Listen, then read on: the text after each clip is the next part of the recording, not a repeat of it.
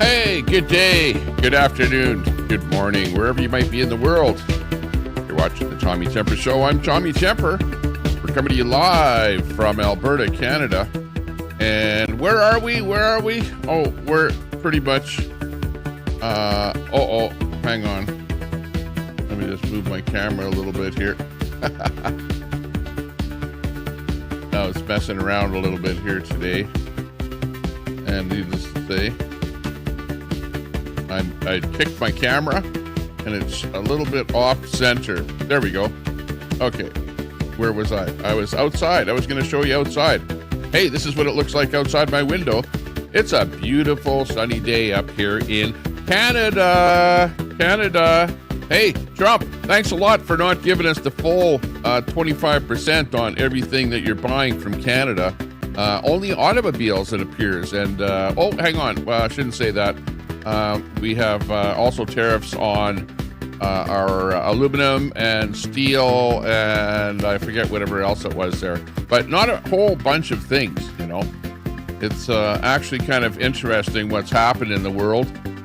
But, yeah, I'm watching the news channel here, BNN Bloomberg right now. And let's see. Let me tell you what's happened here overnight. Bitcoin is down $3,000 to 81,000. Ethereum is down 106. Canadian dollar is up.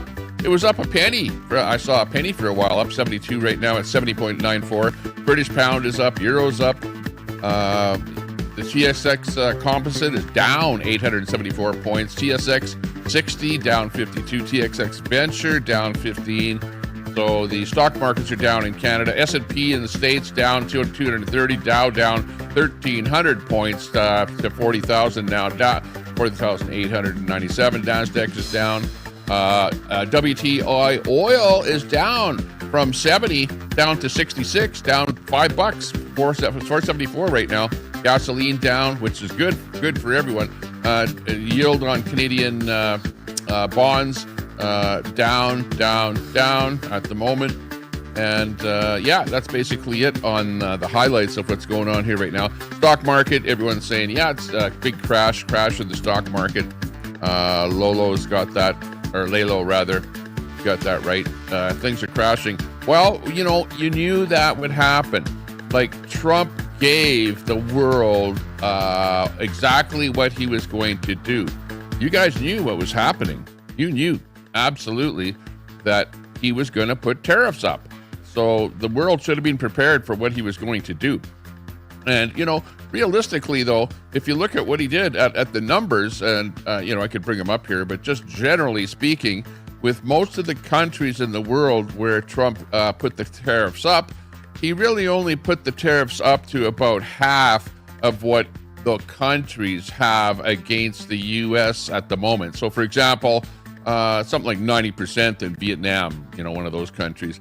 So they had 90% tariffs. So, you know, they tariff American products 90% going into to Vietnam.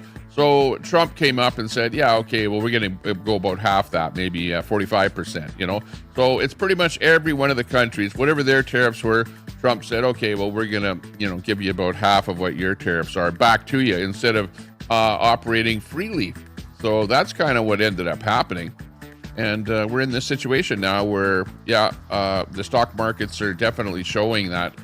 And, you know, of course, the Canadian dollar is up. Not really because anything good happened in Canada, but the American dollar is dropping like a rock. And that is boosting all of the rest of the currencies against the American dollar. You would think that the price of gold would have actually jumped up, because usually when the American dollar drops, then we see that we have an actual increase in the price of gold, but actually the price of gold has actually dropped as well. So I'm not too sure what's going on with that market there. Gasoline is down. Natural gas is up though, 414. So yeah, you know, something with natural gas is not really being affected all that much. In fact, being a little bit buoyant. Amazingly enough, one of the stocks that appears to be really on the up, most stocks in the stock market are down. Some of the ones like Coca-Cola not really being affected all that much. So really, one of the stocks that you probably want to be invested in is probably Coca-Cola. It seems to weather stuff like this. When the stock market is down, it still is gaining a few points. But the big one is the dollar stores. The dollar stores are the ones that are really on the up, because people are really, really flocking to the dollar stores. They're not going so much to the Targets and a lot of Chinese goods over at Walmart, that sort of thing, So people are flocking down to the dollar stores. So the stock market and the stocks relating to the dollar stores are really pumping up. So interesting things here. So if you're playing the stock market game, which Charlie Cheesebook, I know he plays meme coins and stuff like that, he probably would want to be buying some of those stocks that I just mentioned there right now. Those are the stocks that you want to be into. Yeah, we got some poo flying around there. Masad in there. Hey, good to see you. Tommy just got hit by a motorcycle. What? They going to jail. No license, no insurance. You got hit by a motorcycle? Oh, no. That's not good, Masad. Sad to hear that. Damn, you're whacked. Hey, good to see you in there. Yeah, I'm just going live here, just watching what's going on in the world, and it's like a strange occurrence that's going on there right now. The tariffs wipe out almost $2 trillion. $2 trillion have been wiped out from the stock market. But just remember this.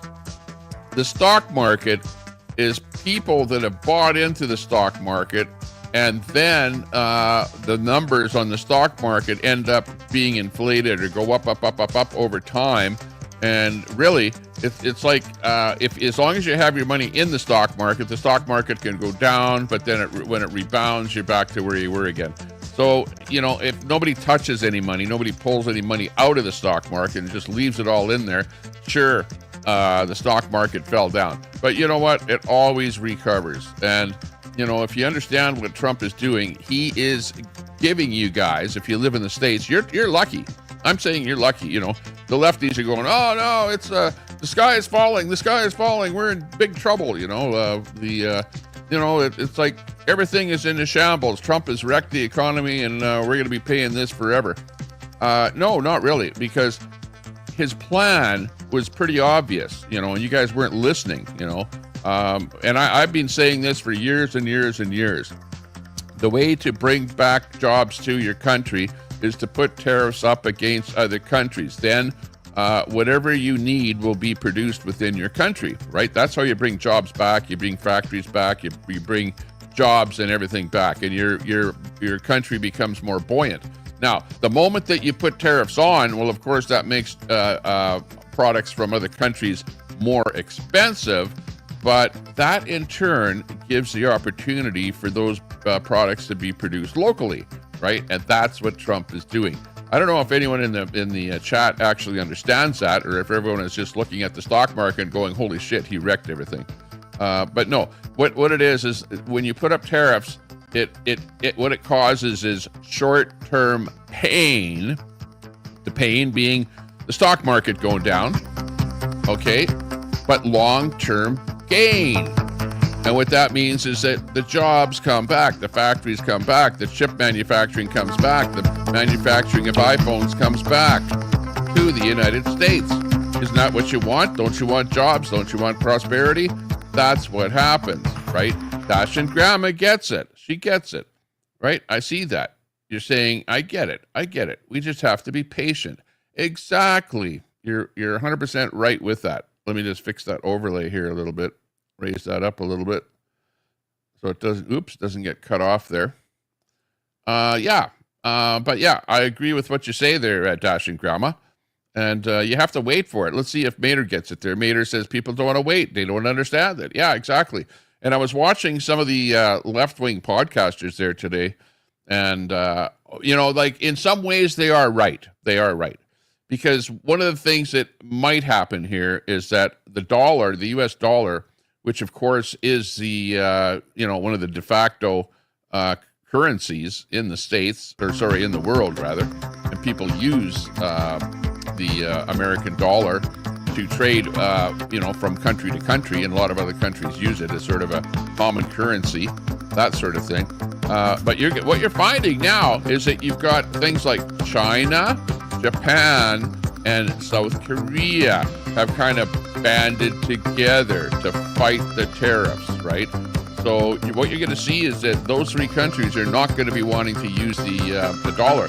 The other thing, the American dollar. The other thing is you're seeing the European Union, right? They've got a pretty strong union. They're trying to fight the American dollar and not use it as a common currency.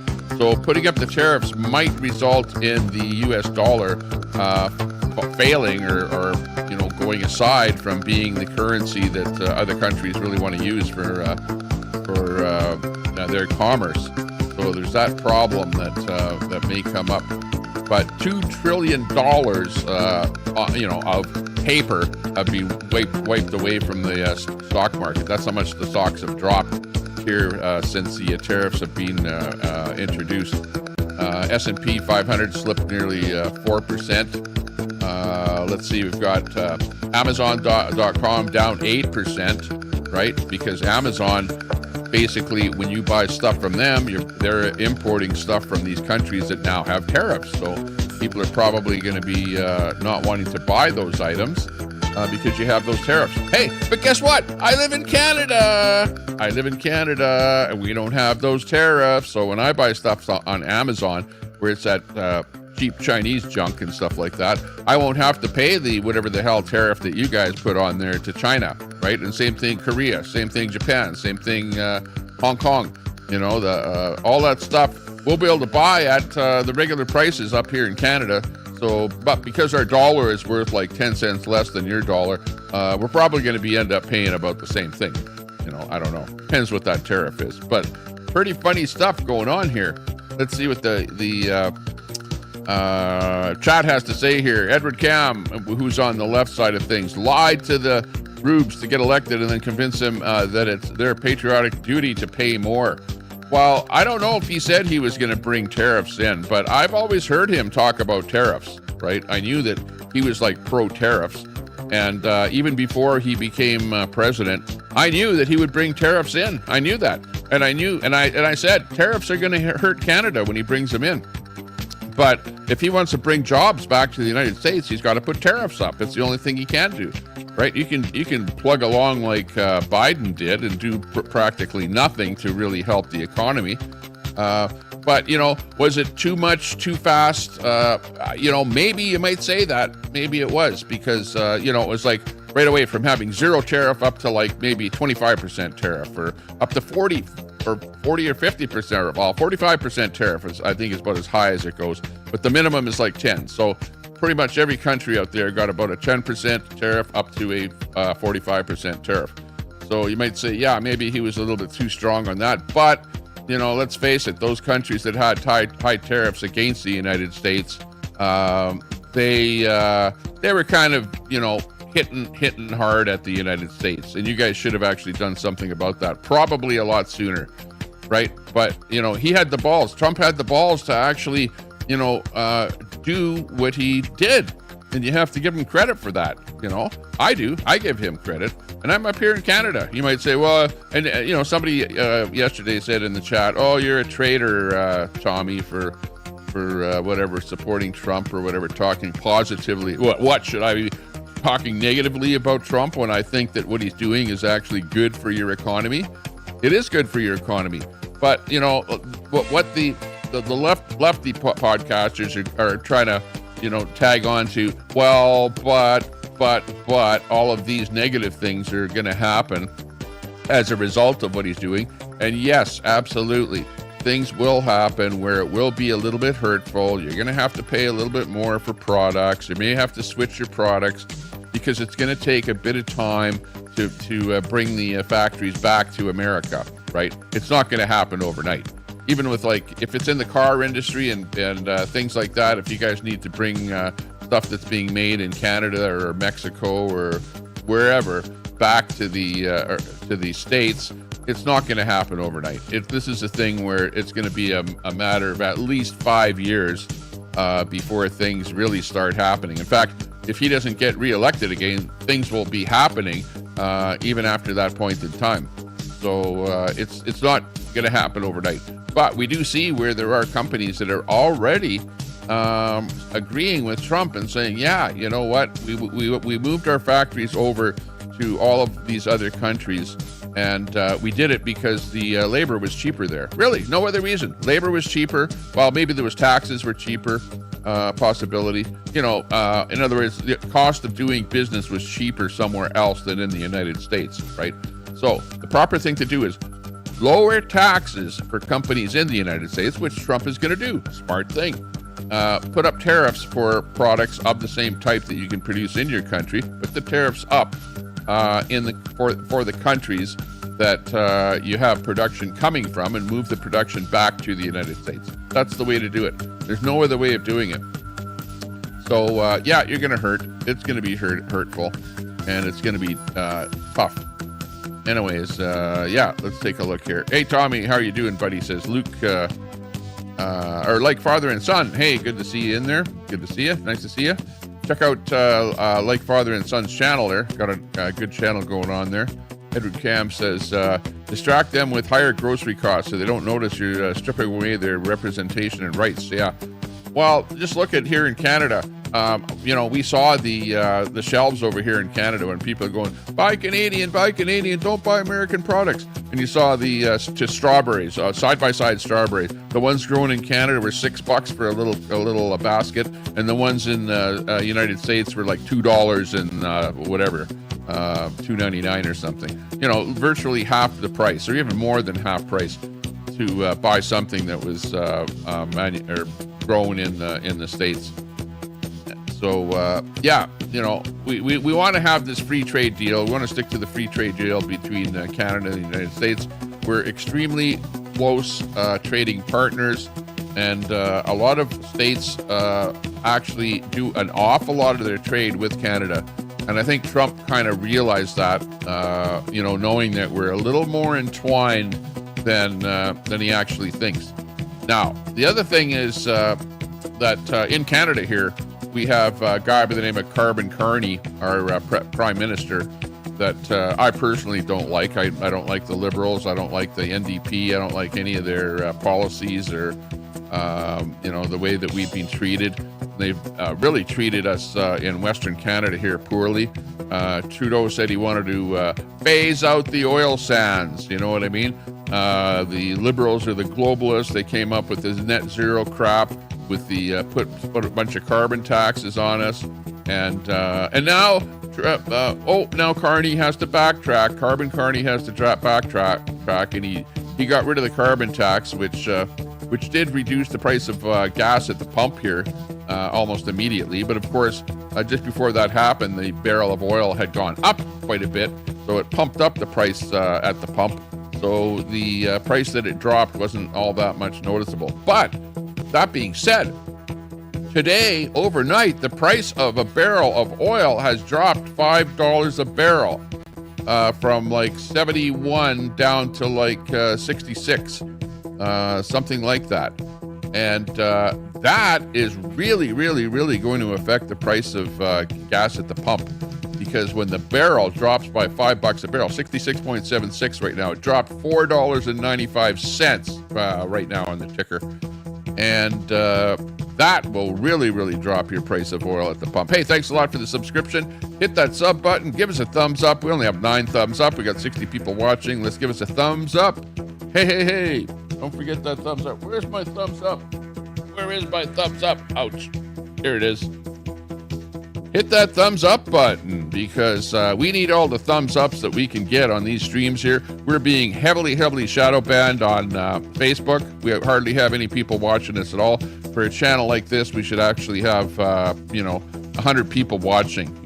Like, come on. I see other guys that have channels with 7,000 subs that have 100 people watching, especially on streams like this where Trump tariffs shocked the world. And we're talking about current events that are going on here. Let's do it. But actually, I have to laugh because there's a left-wing podcaster, professional guy, Jesperson is the guy's name. And I look at his streams when he does a live stream. I have better numbers on people viewing my stream here overall, and more chat in the chat over here and we have more fun over here. And I'm not advertising a whole bunch of junky stuff like he is there. So whatever. But that being said, hey, if you want to give us a super chat, go right ahead, because YouTube might pay us 15 cents or maybe $1 or something like that for doing a stream. So if you rely on the advertising, let me turn the ads on here. As a matter of fact, hang on.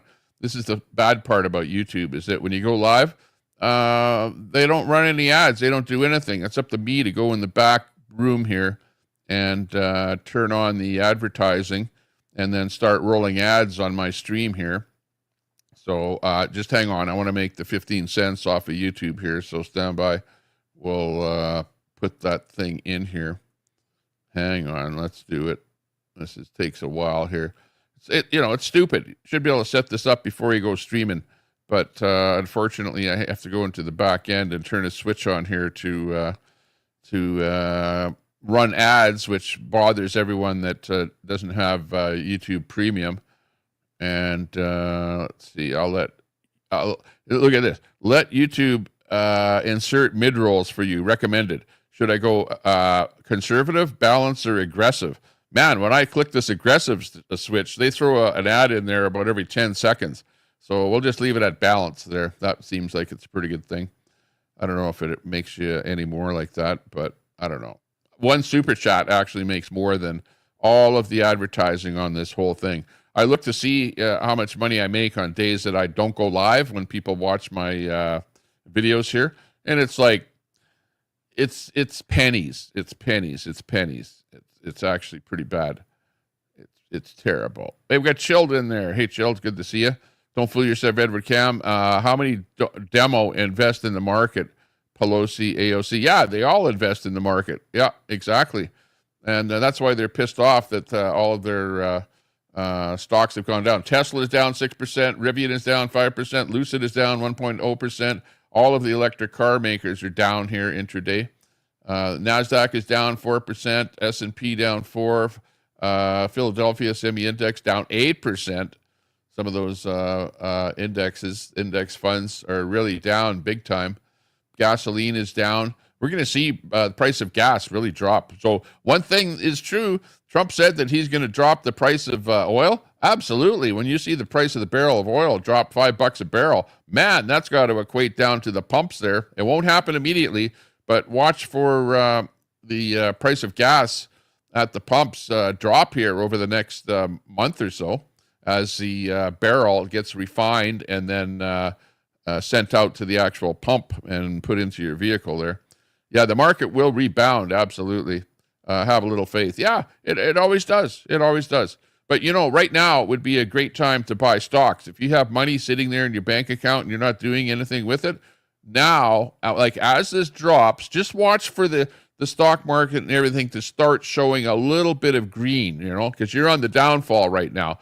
But at some point, it will rebound. When that rebound happens, that's when when you start seeing it going up just a little bit, that's where you can say, okay, the bottom is hit already, and now I'm going to catch the market on the upbound.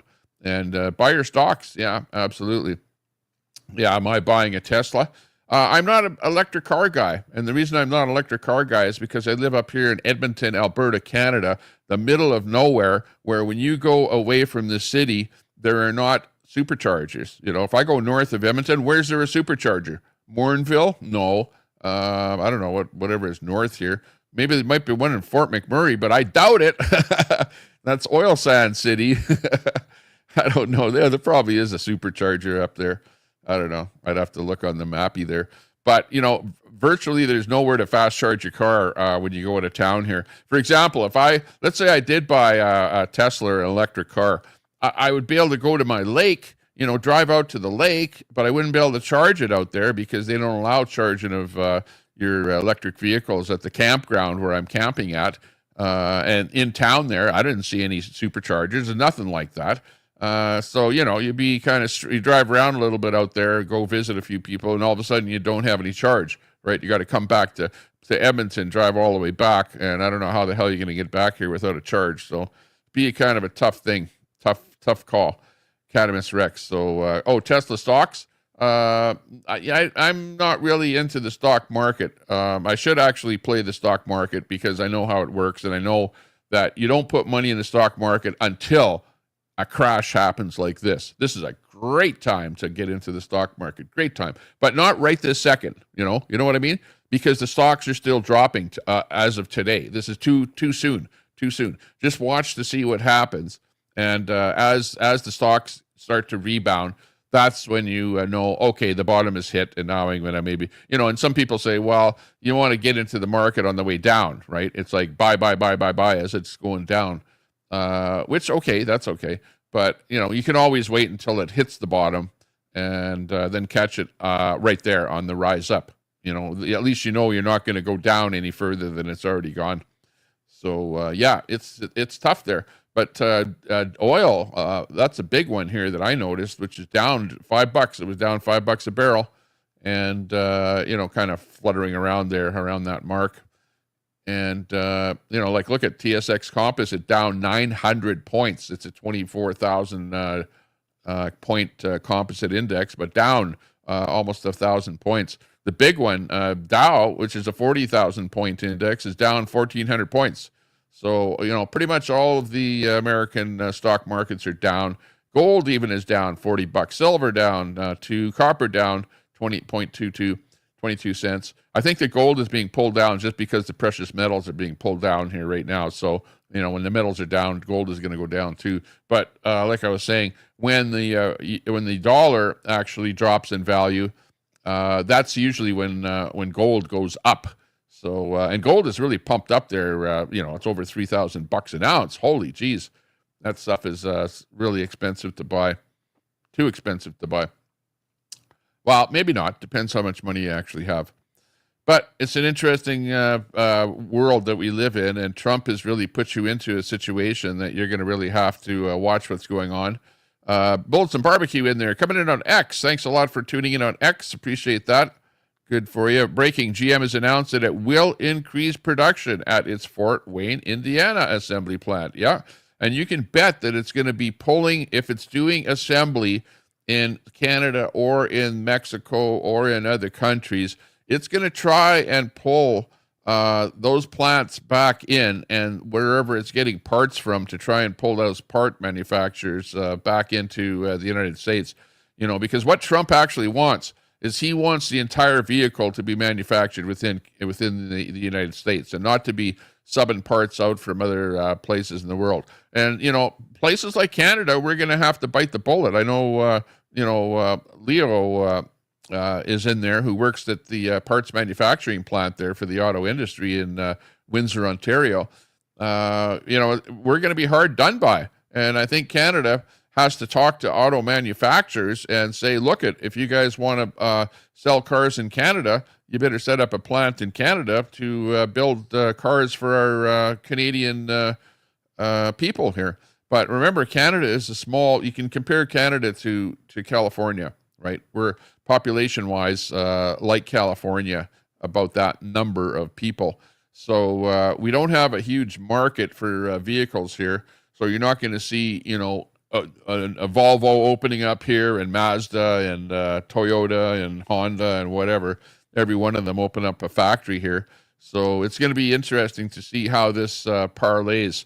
But on the other hand, where's our Canadian car company? Where's our, I actually went to Iran, and in Iran, they actually have a car that is manufactured in Iran called the Paykan.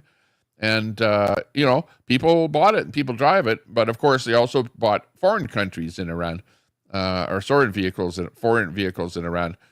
Same thing here. We could actually have a Canadian vehicle, some kind of a Canadian manufacturer and a Canadian vehicle making things here. The other thing that you have to look at, though, is like, okay, everyone is talking about all these auto manufacturers and stuff like that. But what is going to happen regarding the ICE and electric, right? So are these guys going to be making ICE cars, or, internal combustion engine cars? Are they going to be making electric cars? Because let's face it, everything is kind of going towards the electric side of things. I'm not negative to any kind of way that you're going to be transporting. I'm negative to having stuff pushed down my throat. And let's face it, we all had the electric vehicles pushed down our throat. And Tesla, built its empire off of the fact that the electric vehicles were being pushed down our throats, right? And it was like, oh, no, climate change. Oh, climate change. And the people that were proponents of climate change were those people on the left side of the fence, right?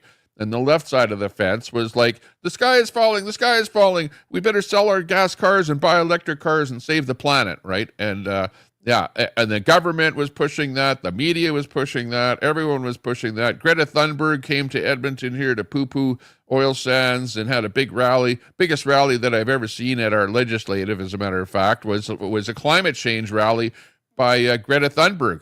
And that was a big thing. But, it's all a fad. It's a fad. And it's being pushed on you by the world globalists, the WEF. It's a globalist thing that was pushed onto everyone, and everyone that was a lefty just jumped onto that bandwagon and ran with it. And now we see that it wasn't really right? Because now everyone is going, like in Canada here, what happened to Carbon Carney? Carbon Carney, Mark Carney, was really, really big in implementation and in pushing this whole climate change agenda, the net zero thing. He pushed the net zero thing. His companies that he was involved in were involved in the net zero thing. And they're actually being looked into by the Americans there now for wrongdoing. So we'll find out what happens with that. But, it's a situation where we're now sitting, scratching our heads. Here, I'll scratch my head, going, what the hell did I just witness? Was that real or not? And of course it was not real, because the sky was not falling. We're not dying. The trees outside my window need a little bit of carbon dioxide. Oh, look, they really need carbon dioxide bad, because they don't have hardly any leaves on them at all. Right, whatever the hell. We need more carbon dioxide. And it's so cold out here. Look, there's snow outside my frickin' window in March, in April, right? Look at what's that snow doing out there. It's pretty cold up here. And actually, I wouldn't mind it being a little bit warmer for that. I'm a scientist. Yeah. You don't have to be a scientist to just stick your head out the window and see what the hell is going on, right? And understand, are we good or bad? And we actually have had carbon in our atmosphere at a lot higher levels than we see it right now. I hope you know that. Go back and look at really, really far away historical records, which I'm not going to get into that here today. It's crazy. Axe to tax is where it's at. Edward Camp. Fear mongering was months of they're eating the dogs, they're eating the cats. You know what that was? That was Trump saying that once, and that was the lefties repeating that for a whole month, right? So it was the lefties, like pushing the propaganda. It's the propaganda machine. And you bought into it, and you're still repeating it here a month later, Edward Cam. So it shows that they did a good job of pushing that propaganda. But, Trump was just saying that based on something that was posted on the internet. That's all. That's all it was. And maybe he was wrong with it. Maybe that they weren't eating the dogs and cats, right? But but you're missing the point. The point is that too many people came over the border. There were too many illegal immigrants entering the country, and that's really what Trump was trying to say. Really, right? There you go. Yeah. Well, you're not going to believe me, and you're not going to, you never have believed anything I have said there, Al Munson, right? And, Al, if you don't like what I'm saying, go live and counter. You need to get your voice out there, right? If you don't like what I'm saying, okay, give me a 1 in the chat if you understand what I'm saying and you agree with me. Give me a 2 in the chat if you don't understand what I'm saying and you don't believe me, okay? 1, you're with me. 2, you're not with me, okay? We'll go with that. Let's do that. I'll just take a bit of a break here while I'll give you the outside view here, and we'll be right back.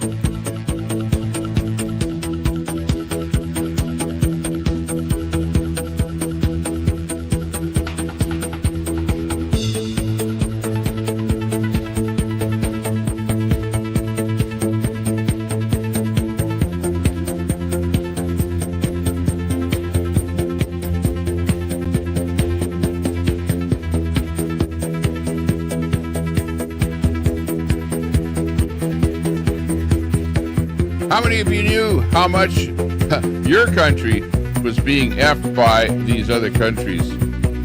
I bet you had no idea. God bless President Trump. It says the meme on X. I didn't make it up. Not fake news, is it? Oh, it might be. It might be fake news. You never know.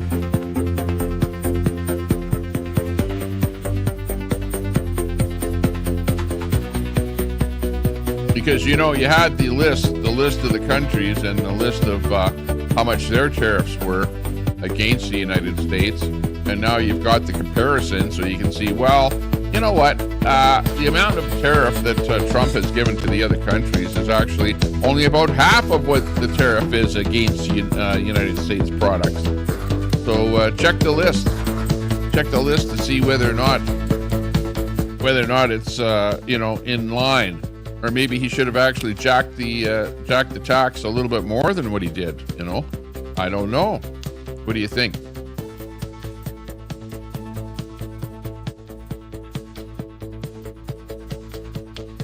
No, you know what I want, Catamus Rex? I want our leader in Canada to be similar to Donald Trump, okay, in the thought process of how to improve our economy. Okay, do you understand that concept? It's a concept. It's the overall, you know, like what you're doing is you're nitpicking little details and you're going, oh, I don't like this, I don't like that, blah, blah, blah, you know. I don't like the short-term pain for the long-term gain, you know, that kind of thing.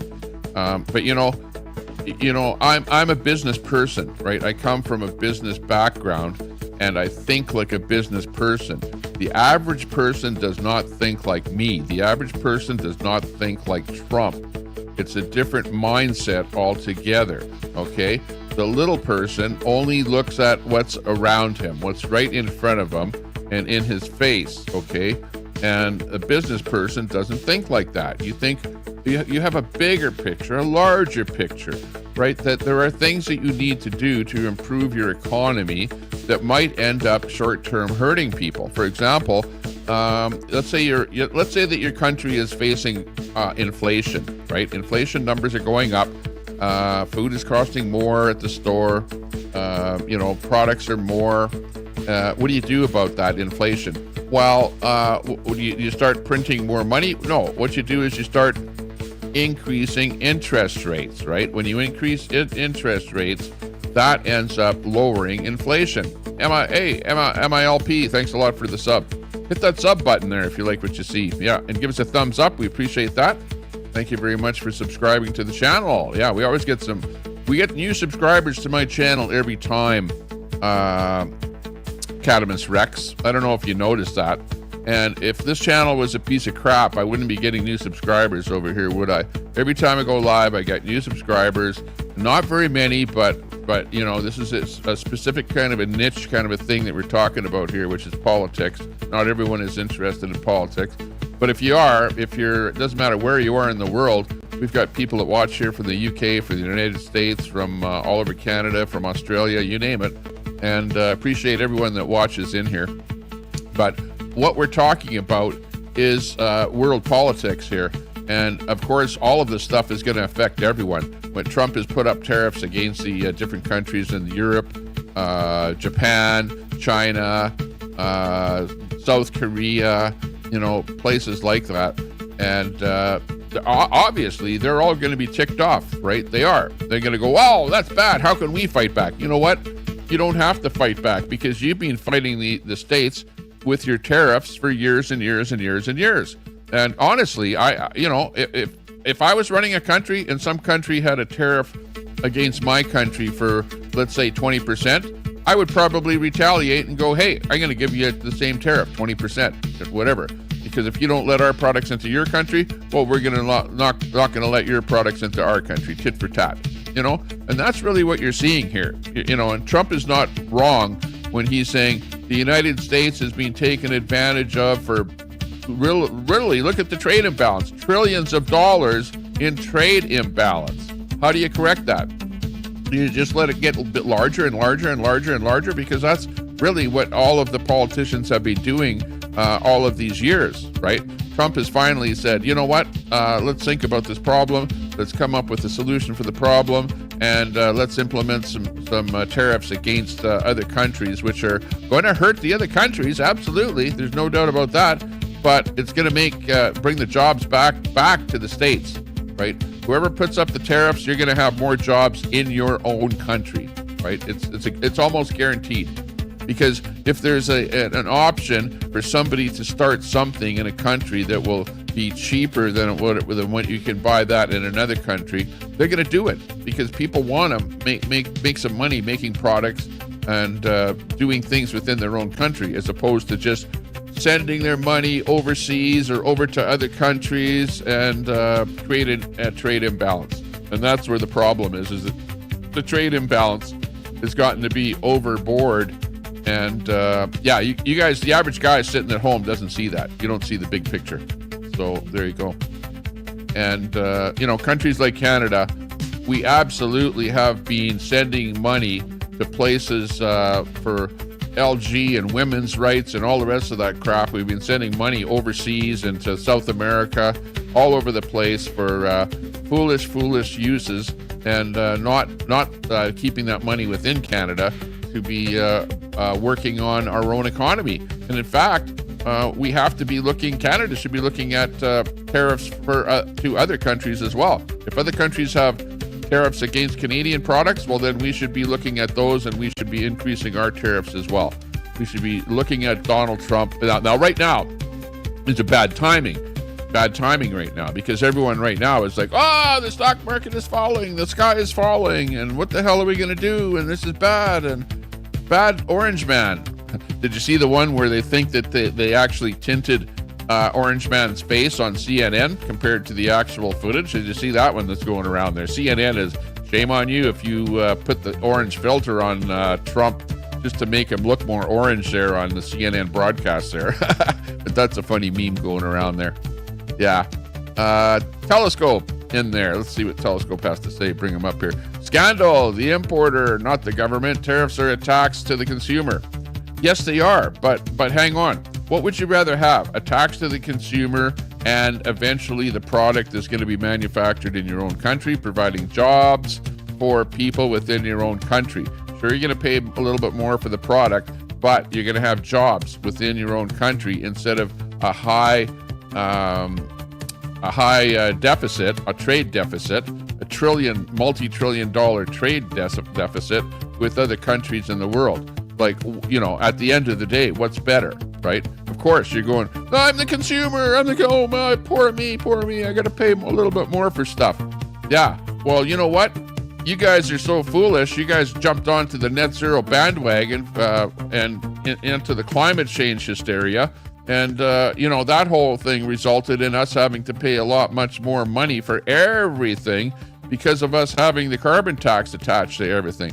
That's what happened to us in Canada, and that's what the Democrats are trying to push on you in the States. You're damn lucky that you guys never did get a carbon tax slapped on you down in the States, because it didn't fly down in the States.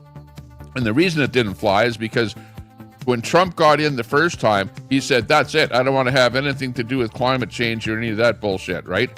Then the Democrats came back in again, but they, with their 4 years, they didn't have enough time to implement the carbon tax in the States. Otherwise, you guys would have it down there too, and you'd be paying carbon tax on everything, right? Up here in Canada, we weren't as fortunate because we had a Liberal government for the last 10 years, and they really worked the system along with Carbon Carney, who was the backer, or the brains behind the operation on the carbon net zero in Canada here, working alongside of Trudeau to make sure that it was all implemented. And, after they implemented it, we came up with the axe the tax thing up here, right? Axe the tax, here it is. Axe the tax, spike the hike. And, that was Poilievre who came up with that. It was the Conservatives that came up with axe the tax, right? And that means a carbon tax, the save the planet, save the environment, climate change carbon tax. And he's the one that had the program and the mantra, and you saw me flying this thing here for the longest time on my channel, right? And you know what? Yeah, I'll say his name the way I want to. Poilievre. Poilievre. But anyways, he is the one that came up with the axe to tax thing. And you know what? Carbon Carney, when he became illegitimately placed into power as the Prime Minister of Canada, unelected by me, I didn't have a chance to even vote for or against him.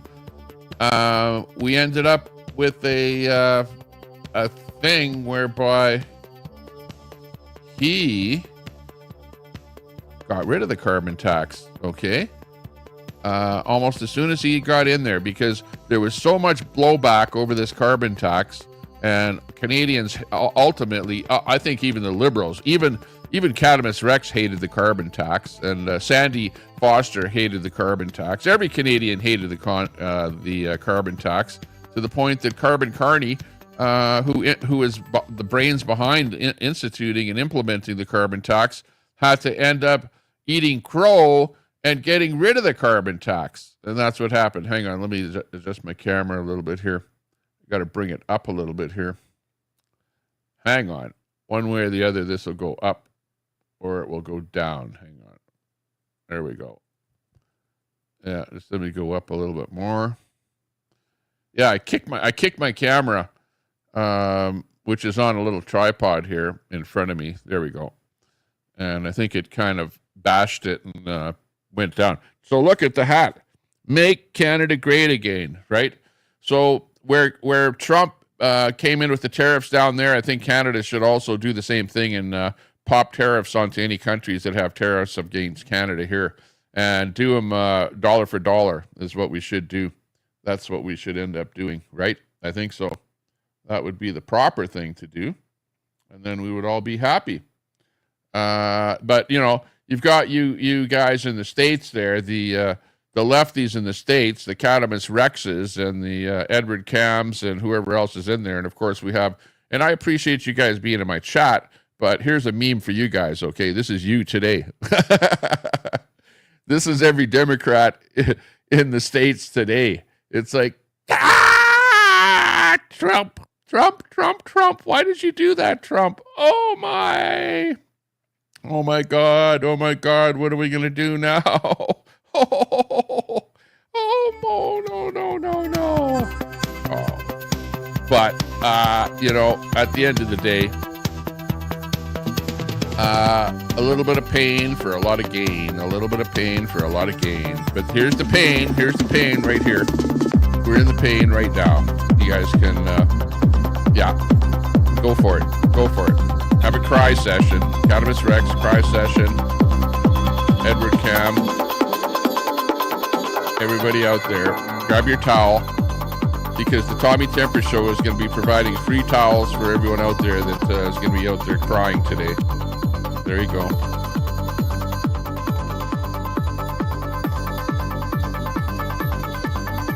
Cry session. There you go, Hammer. You understand. Hammer, what do you think about Trump?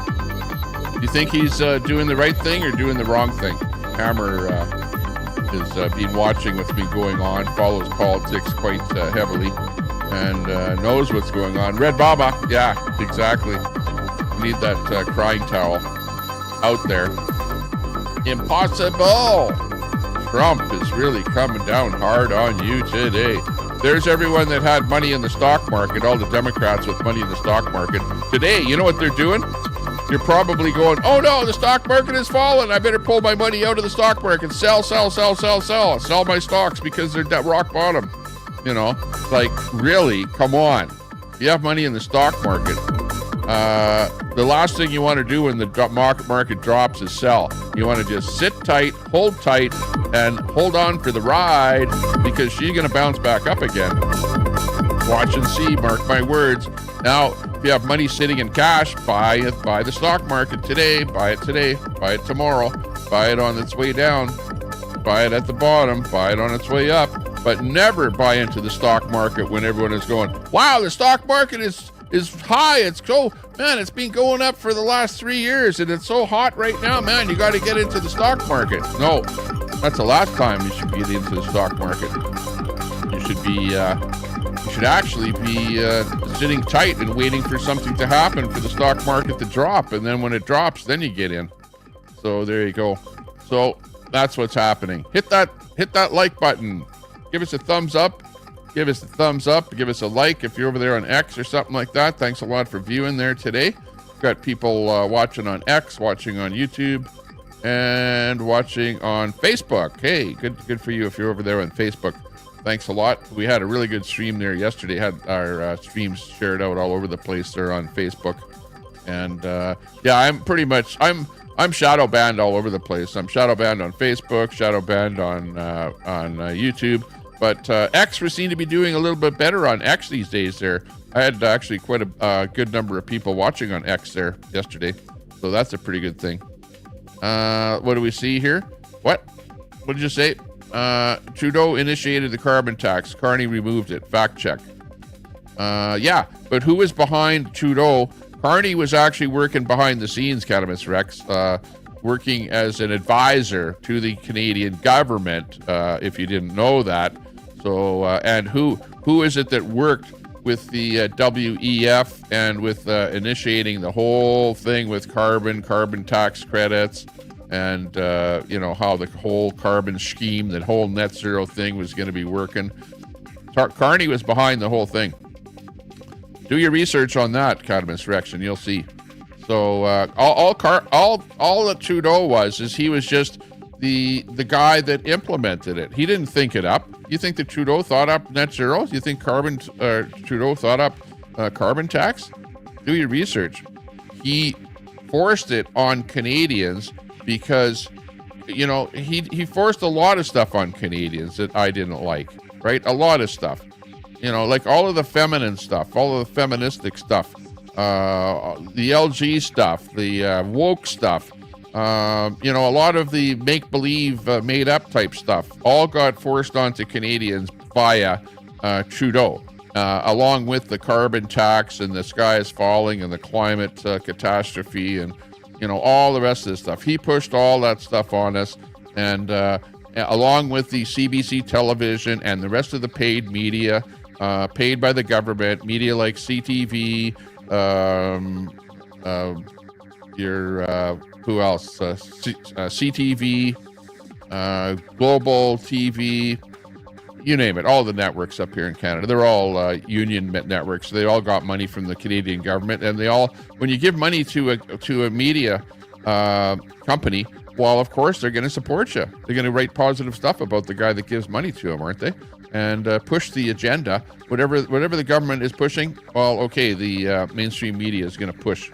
So sorry for playing that so long, but that's the people in the States there. All the Democrats are all complaining about that.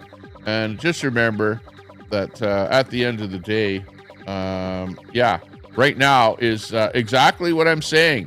When do you buy in the stock market? When do you buy? Well, of course, you buy at the dip, okay? Buy on the dip. It goes for, if you're buying into crypto, stock market, anything. If you're an investor buying something, you buy on the dip. You buy when the prices are down, right? And then you wait for the raven to come. And when the raven calls, that's the time to buy. When you see the raven swooping around in your neighborhood there, that's the time to buy in the stock market, right? You know that. I know that. We all know that. Hey, Birdie, what are you doing today? This is my friend, Robbie the Raven, coming over to meet me here today. Thanks a lot for working with me on that bit, Robbie. I appreciate the Raven, the Raven working with me on this one here. Hey, but anyways, I don't care if you believe what I'm saying or not. It doesn't matter to me, right? I'm just telling you what I'm thinking just off the top of my mind here, based on what I'm seeing out there happening. And I'm just giving you a little bit of advice, that's all. Giving stock market advice, when to buy and sell. Well, what do you think? Do you think that I'm wrong with what I'm saying? Like, tell me that I'm wrong. Tell me what I'm saying is wrong. Butterflies are free, or Academics Rex, or whoever, and I'll definitely go with you if I agree with what you're saying. Trudeau initiated a carbon tax. With Carbon Carney telling him what to do, and Carbon Carney had to eat crow because Poilievre ended up pushing the axe to tax mantra so hard that the Canadian voters would never have voted for Carney if he wouldn't have axed the tax. And Carney did not actually get rid of the entire tax, because you got to call Parliament to do that. All he did was he paused the carbon tax to the people, but not to the big corporations. Okay, so you know that, Academics Rex. So quit trying to push that mantra there that it was Trudeau that thought of it. No, it wasn't. It was Carney that thought of it, and it was such a bad idea that Carney, who thought of it, had to also remove it. Right? Blame Carney. Carbon Carney. Why do you think his name is Carbon Carney? How the hell do you think he got the name Carbon Carney? Right? He didn't just come out of nowhere and people started calling him Carbon Carney. He's the one that pushed the whole carbon agenda onto Canada and got us to spend literally millions and millions and millions and millions of our hard-earned dollars on the carbon tax. And you show me where that carbon tax money went to. Show me. Follow it. You'll see. A lot of it went to the WEF that ended up giving it out to countries in Africa, whatever, that what the heck are they going to do with their carbon footprint there? They're living off the land, burning charcoal to heat their food. Like, come on. Give me a break. Telling them I'm modeling on X. Yeah, that sounds good. Bullets and Barbecue over on X. Check out Tommy Temper Show over on X there. We're over on X today. And we're also on Fascist Book there. Facebook. I can't wait until Canadians like Tommy Temper get a real taste of American capitalism. Well, what's that? What's that, Telescope? Tell me what that is. Because actually, Trump is actually treating us fairly well here, I think, at the moment. He said he was going to give us a 25% tax across the board. And he pulled back on that. Same thing with Mexico. And I think part of the reason that is because we actually have trade agreements in effect with the United States. Both Mexico, we've got the Mexican-Canadian U.S. trade agreement. So we actually have, things set up to where we should be doing, across the board free trade type stuff, right? So, I think he's not wanting to rock the boat on that agreement that's already been made, I think is what he kind of found out. I don't know what Trump's, real reasonings are for what he does, because a lot of the times he doesn't really say. He just does stuff and doesn't really tell people why he's doing it. But there you go. There you go. Yeah, move your shoulder the wrong way. Yeah, exactly. Hammer time. Is that Sandy? Oh boy. Let's see what the chat has to say here. Forced feminine things on the public. Yes, they did. Yeah, they forced tampons in the bathrooms of the military bathrooms, right, in Canada. They forced them to put tampons or whatever in the men's washrooms in Canada. That was part of what the Trudeau government did. So yeah, it's craziness, just absolute craziness what ended up happening. And in the States, Tampon Tim there did the same thing. Yeah, that was the Democrats, right? And people saw that and they go, what the hell's the matter with people here? As a matter of fact, Trump came in there and he said, hey, we don't want any of this stuff in our government, in our military, right? A lot of change happened. That's what happened. Wait until the second Great Depression hits Canada. Tommy is going to be living in one of his dog houses. Yeah, I don't think so. Canada is a lot stronger country than you think, like we have an awful lot. For example, we've got this new pipeline that we're now piping oil down to the West Coast and selling it to other countries overseas. So we've got a lot of money rolling in here. Also, we have oil in Canada here that we're selling to the United States, and I haven't seen where Trump has said, no, stop that oil. We don't want any more Canadian oil. We're going to tax that oil like crazy. Did he tax the oil 20% or 25%. No, I think he taxed it at 10%, but we'll see how that affects the buyers down in the States. Remember, when Trump taxes Canadian oil at 10%, you pay the 10%. We don't, right? You still buy the oil because you need the oil. You can't say, oh, we don't need Canadian oil anymore. We'll just buy it somewhere else. Well, you know what? Canadian oil is cheaper than stuff that you can buy off of a ship, right? Because it's a pipeline going down there. It's a pipeline. A pipeline is always cheaper than a ship. Come on. So at the end of the day, you guys are paying more for the Canadian oil. We're still making the same old money. My standard of living is still going to be exactly the same. The only thing is that I might have to pay more for an automobile that comes out of the States, right? Because that's one thing that we did do here is that I've heard that they did put up a 25% tariff against automobiles coming into Canada from the United States. So that whole thing is happening there now. So yeah, we will have to pay more for an American automobile, but maybe I'll buy a Mercedes, right? Because Mercedes, there's not going to be as much tax on it. Plus, it's a fancier car. What would you rather be driving up here in Canada? Would you rather be driving a Mercedes or a Cadillac? Come on, like it's apples and oranges there. I'd rather be driving the Mercedes any day of the week. Come on. So I might have to drive a Mercedes instead of a Cadillac. In fact, if you look at that little truck outside the window, the little truck is a Toyota. Okay, I drive a Toyota. Why do I drive a Toyota? You know what? I've driven all my life. I've driven Camaros, Chevys. I've driven Fords, Mustangs. I've driven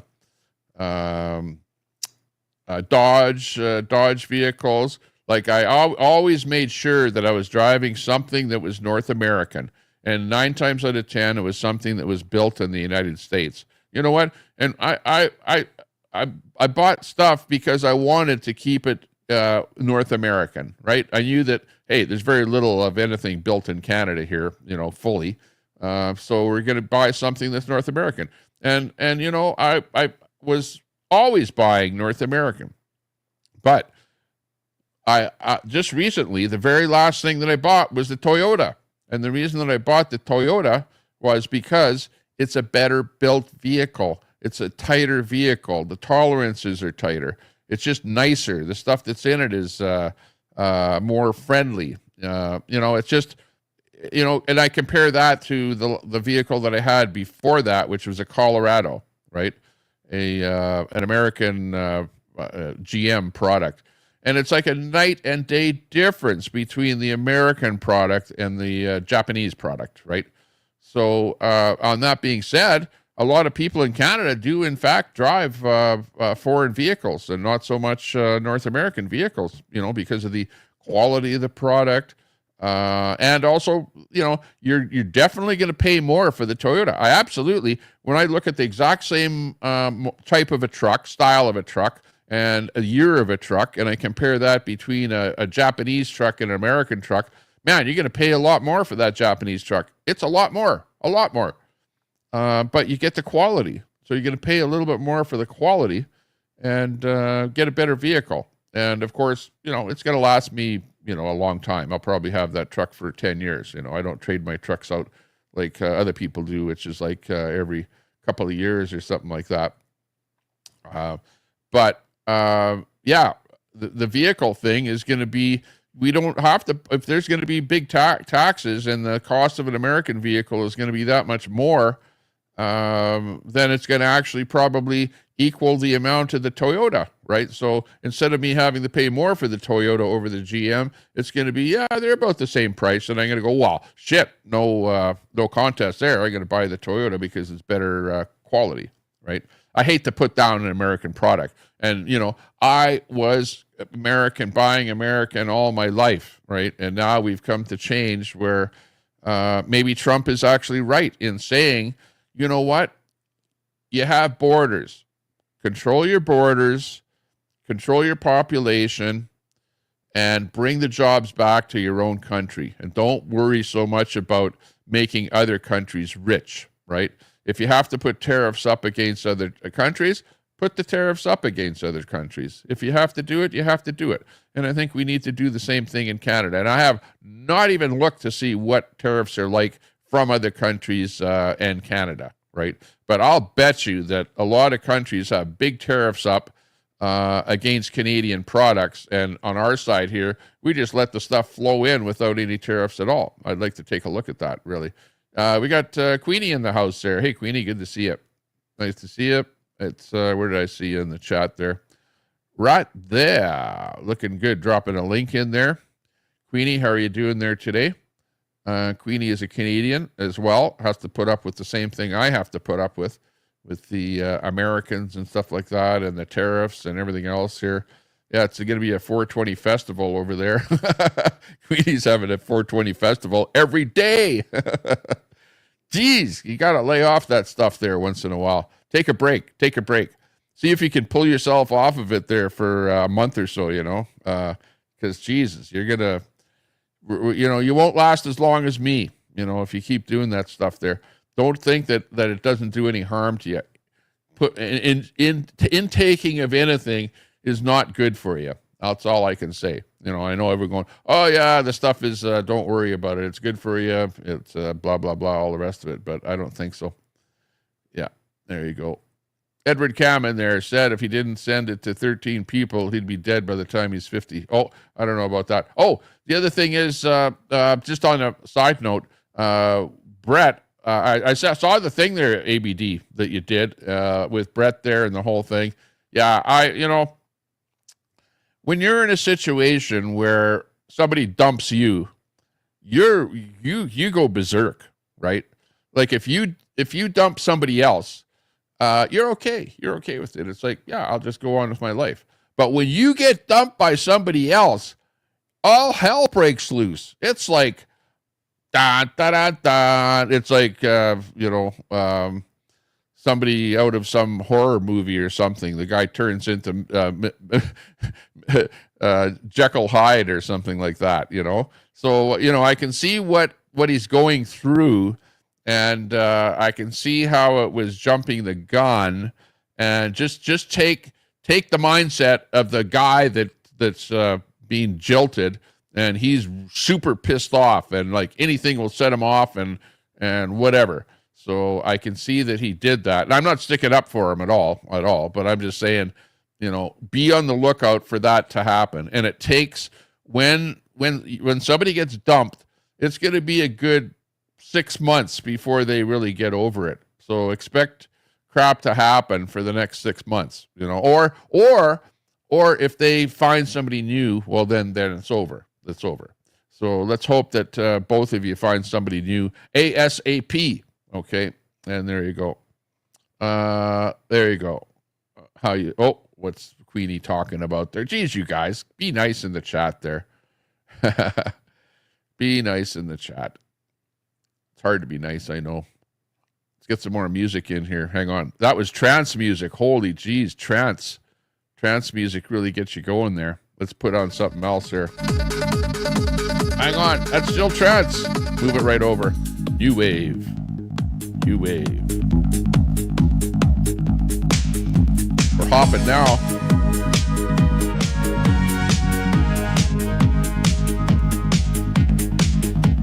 $75 in the house.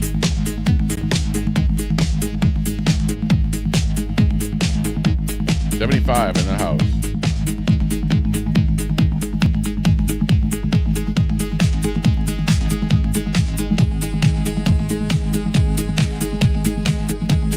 Trump.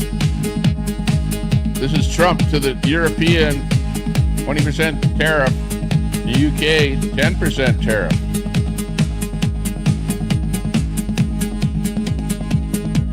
Out now. Oh. Ooh, ooh, ooh. This is Trump going, oh, what's up? What's up with that?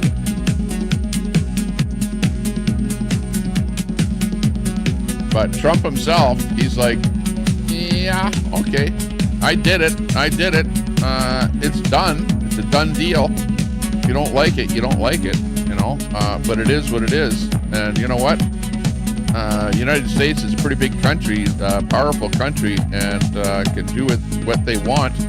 And if you don't like it, tough luck. And in fact, if you try and retaliate, good riddance, or good luck. Good luck if you try and retaliate, because it's just plain not going to work for you. And I understand that. I hope you understand that.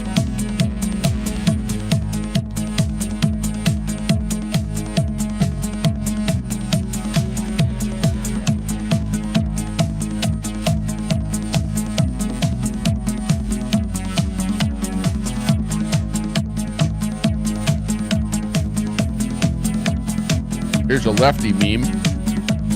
Oh, they're not liking it.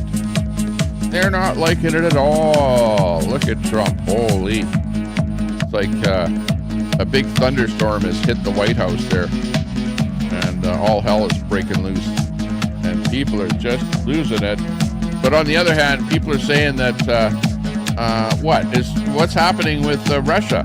Is Trump cozying up with Putin? He might be. He might very well be cozying up. No, he's not. Where's the tariffs for the USSR? Where's the Russian tariffs? We didn't see any Russian tariffs. Oh, yeah. But you know what? There were already tariffs. There were already blockades and all kind of sanctions and all stuff like that. Just different terminology against Russia already. Is Trump cozying up to Putin? Is he? I don't know. Tell me. Maybe.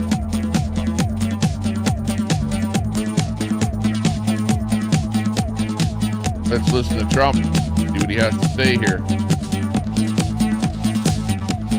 Stand by.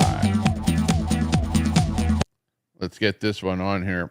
Fade him in. Get a little sound bite on him here. And energy costs now are down. Groceries are down. Gasoline is way under $3, and people are beginning to be able to buy things and live again. We brought prices way down. We created 10,000 already in a few weeks, new manufacturing jobs, and it was that took place in 1 month, numbers that they haven't seen in a long time. We had virtually no inflation under my term. We had virtually no inflation for 4 years, and energy costs now are down. Groceries are down. Gasoline is way under $3, and people are beginning to be able to buy things and live again. We brought prices way down. We created 10,000. There you go. It's already saying that. It's already good for you. Things are already lower. Hang on. Everything is lower these days.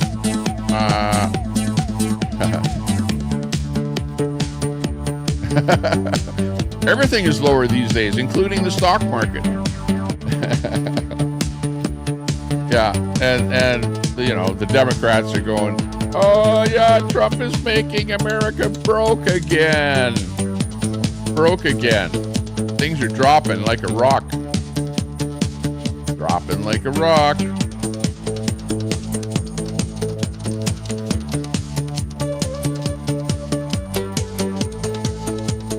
But don't worry about it, because you know what? The stock market was probably overinflated already.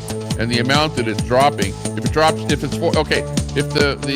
the Dow Jones is 40 some thousand and it drops by 1,000, big deal. Of course that's a lot, and all of the stock markets there, lost maybe $1 trillion. But what's $1 trillion in the in the old days it was like $1 million was a lot of money. Nowadays, $1 million isn't that much money anymore. Nowadays, everyone talks in trillions instead of millions, right? Oh, it's like how many trillions are we going in debt for that or whatever, or what's the national debt? Same thing up here in Canada. It used to be millions, now it's trillions. But we're on a different scale than the States there. But, sure, things have dropped a little bit, but it's like days like today when it's like the day after the event and you start to look at the numbers and you go, wow, this looks pretty terrible. But we're not waiting for the rebound, because things always drop a lot further than they need to, and then they rebound back up again. Now, will it rebound right back up to where it is right now? No, of course not. Of course not.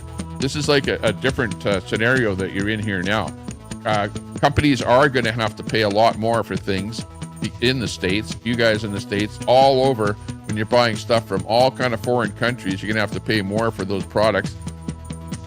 And the people in the stores and that are going to see that that's happening, and they might even jack up the prices on the shelf right now, based on the fact that the next time they buy it, it's going to cost 20% more or whatever.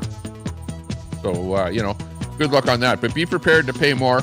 Yeah, you are going to see higher inflation, and that is a necessary thing when you have a tariff imposed, that you have inflation goes up, because you can't buy that product locally anymore. You have to pay the piper, pay the price. That's inflation, right? Paying more for anything is inflation. So you know that you're going to have to pay more. It's a given. So expect inflation, and don't be crying and say, "Oh, Trump caused all this inflation." Yeah, we know that it was going to happen. Okay, you know that it's going to happen, and in order to combat inflation, what's going to happen? Interest rates are going to have to go up. Okay, they'll have to go up to combat inflation. So watch for interest rates to go up, right? Watch for it. It won't happen today, but over a period of time, when people are going, wow, the inflation numbers are going up, what's the central bank going to have to do? Yeah, print dollars or increase the interest rates. Well, increasing interest rates is the way to go. So look for that to be happening at some point in the future. And it will happen.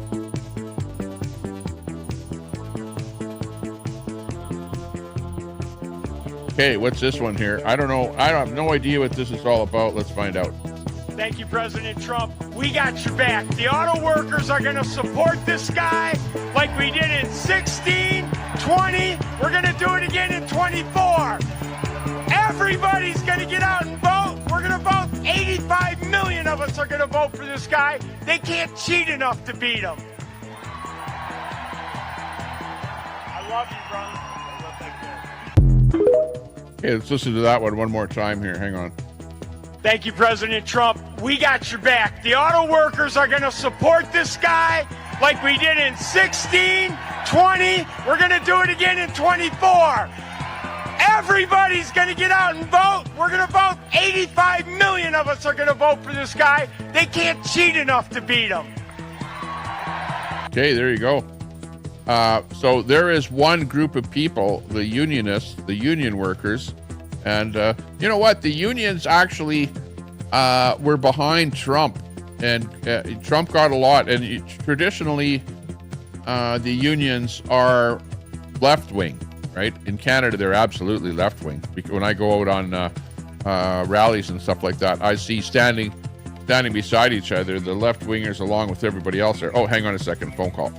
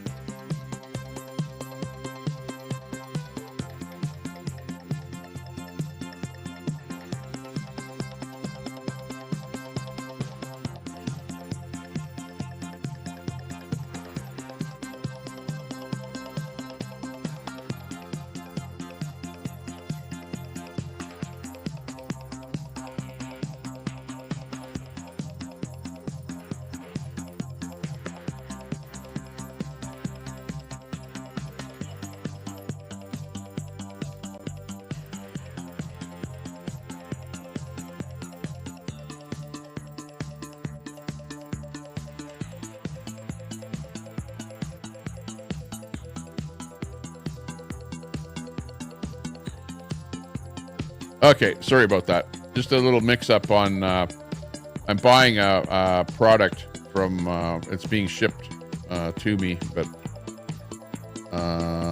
we're trying to figure out if it was a different one, because I was buying two things. One we picked up already, and the second one we got to pick up. So anyways, that was DHL giving me a phone call saying, yeah, pick up your item there at the pickup depot. So yeah, we're gonna have to go down there.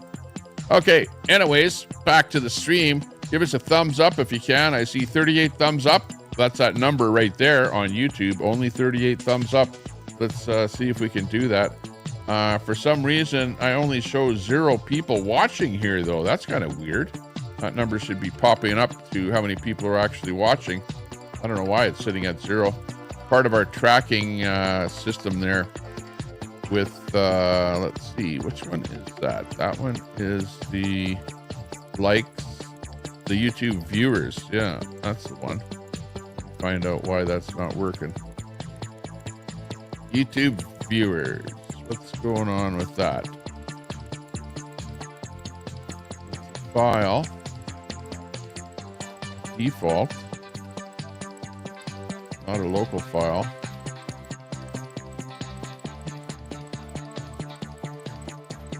Let's do a refresh. There we go. Okay, now it's working. Oh, there we go. 61 people.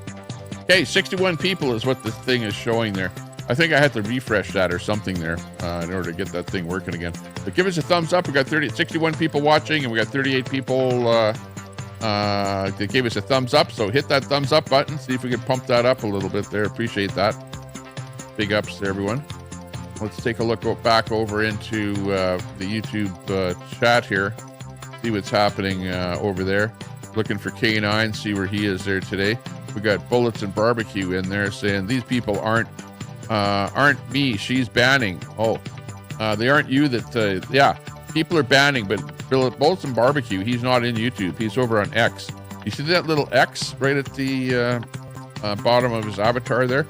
That comment is coming in from X, and that's where Bullets and Barbecue is. He's over there.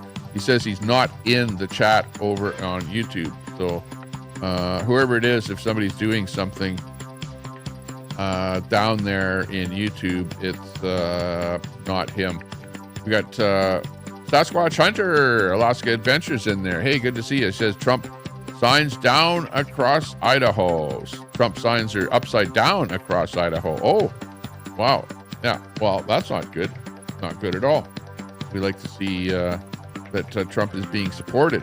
Well, we know that Teslas are getting scratched, and Tesla showrooms are getting firebombed, and cars are getting firebombed, and graffiti sprayed all over the place. It's like it's craziness going on there. Absolute craziness.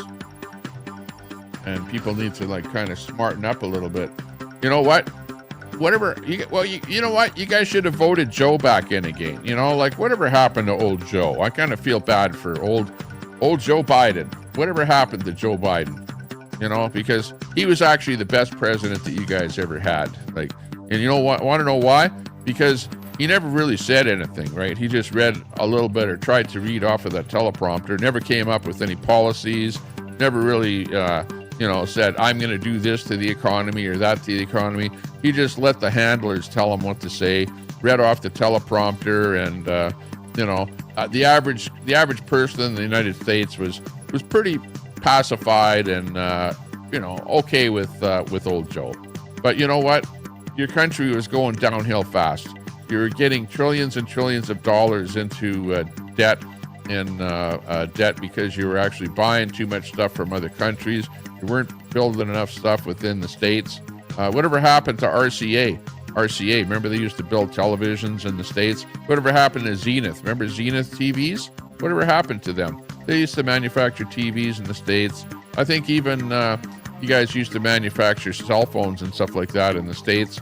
No, it's all gone over to other countries, to China, Korea, to Japan, you name it. And because it was cheaper to make stuff over there, right? And you guys got into a kind of a sense that, I don't really care. And it's the same thing here in Canada. Like, we're really bad here in Canada. Because in Canada, we're like, we'll just sell a bunch of oil and natural resources and crap like that, and we'll just buy everything from somewhere else, right? And, we had the old free trade thing in there where there weren't any tariffs against any items coming into Canada. So there was no incentive to build things or manufacture things within Canada. There used to be, for example, right here in my city, they used to manufacture blue jeans. There used to be GWG, Great West Garments, was one of the larger blue jean manufacturers in Canada. Great quality products. We all wore them, whatever. But then the clothing and that started to flow in from China and and other countries, not just China. And they were undercutting the production of the products here. So the plant just closed down. It wasn't that they didn't have people that could, run the sewing machines and all the rest of the machines in there. We have the people. We needed the jobs. But because we could buy cheaper stuff elsewhere, we ended up doing that. So that's what ended up happening. Hey, it's Chrissy in there with a super chat. Wake the hell up, Tom. I called Carney out, our leader, before others, even before they knew his name. You need to be a voice for Canada, not Trump, buddy. Yeah. Well, you know what? I'm not what I called Carney our leader before others even knew his name. Well, I'm not a Carney fan at all. I'm not, because Carney is not like Trump at all. He's like the woke, let's make Canada poorer by taxing everyone with a carbon tax. That's who Carney is. And PP is more like Trump. Although, to try and, this is the problem, Chrissy, is that, I can talk about Trump and what Trump is doing in the States, because this is the big story here today, right? This is the huge story. So you wonder, well, why am I leg riding Trump, right? It's because it's the story of the day. And I'm a right winger. Trump's a right winger. I'm not so much a left winger and a Carney fan, because, look at what the carbon tax did. It took a big chunk out of everyone's paycheck, and of course you go, yeah, well, they charge us at the pump for tax, but they gave us a check back, whatever, every quarter. Well, yeah, but you everything else you're paying more for the tax, right? Because everything that you buy, that carbon tax is kind of part of the price, because anything that's shipped, bread or spaghetti or tomatoes or anything, doesn't matter what it is, had a part of the carbon tax in there. By the way, I appreciate that super chat, Chrissy. Thanks a lot. I wish more people would super chat me. That way I'd feel better. That way I would have more money to buy the homeless shelters to help the homeless people in Canada that are homeless, dying on the streets because of the liberal policies of open drug use, providing free drugs, free opioids, and setting up injection centers all over the place, right? So yeah, the $10 will go towards another homeless shelter there. And by the way, we're getting we're going to be putting a video together the next time I go out there and give one of these away, and it will be a bigger program. I'm getting together with Flavor Flav, and we're going to go over some of these things. And as a matter of fact, one of the things that we've come up with is a song for the thing. I came up with an actual song here. So hang on a second here, and I'll sing you the song here. Okay, hang on. Maybe I'll put some music on here that's more mellow or something for the song. Maybe lo-fi will do it. Hang on. We'll lo-fi it. Here we go. Okay. Let's mellow out a little bit here. And we'll sing you our song. Sing a song of sixpence, pocket full of rye. Okay, here it is. Here it is. This is the song. Wow, it's a long song. I'm going to actually sing this out there. It's called The Edmonton Concrete Blues. Wow. I woke up on a bench by the river's bend. North Saskatchewan whispers, where you been? I got frost on my boots, breath in the air. Winter's a beast, and she don't care. Jasper Avenue hums with the morning rush. faces blur by in a hurried rush. I'm just a shadow on this frozen ground. Edmonton streets where the lost are found. Well, the concrete's my bed, the sky's my roof. Truth cuts deeper than a wolf's tooth. I'm just living on the edge, day by day. Edmonton's cold, but I'm here to stay. Well, the shelter's full, so I roam the night. Neon signs flicker, it's a cruel delight. White Ave laughs with the barroom crowd. I'm outside the song, head unbowed. Cardboard walls and a borrowed coat. Dreams slip away like a sinking boat. But there's fire in me, though the wind bites deep. Soul's deep mine, and it's mine to keep. There you go. That's how the song goes. I'm not going to do the whole thing. In fact, that's not the right music. It's more of a, I don't know what kind of music would go with that. Anyways, not a great song, but it's for the people out there. I don't know. I'll sing that one out there when I'm out there giving away the homeless shelter, the next homeless shelter. So I'll look forward to that video when it happens. Again, Chrissy, thanks a lot for that super chat. I'm going to wake the hell up, okay? But we'll also put that towards another homeless shelter, so I appreciate that. We got a $5 Red Mama super chat for singing lessons, my Canadian friend. Thanks a lot. Well, I never said, that I could sing. I'm not a good singer. And I'm, give me a break. I wasn't trying to actually sing it. And it's hard to sing that song when you have the wrong music. But thanks a lot for the super chat. That'll go towards the homeless shelter. Thanks a lot. Appreciate that. And I'll look for singing lessons. That might help me out a little bit. There's Lalo in there, mega in all the right-wing chat rooms. Running. What? You're saying that they're running? I don't know. Let's see what else we can come up with here. Well, Trump did come up with the cuts. You have to give him credit, or the taxes, rather, the tariffs. You have to give him credit for that. And, he pretty much spelled it out, came out with a chart so that anyone can understand the chart. If he would have just spoken about it, you might not have understood it.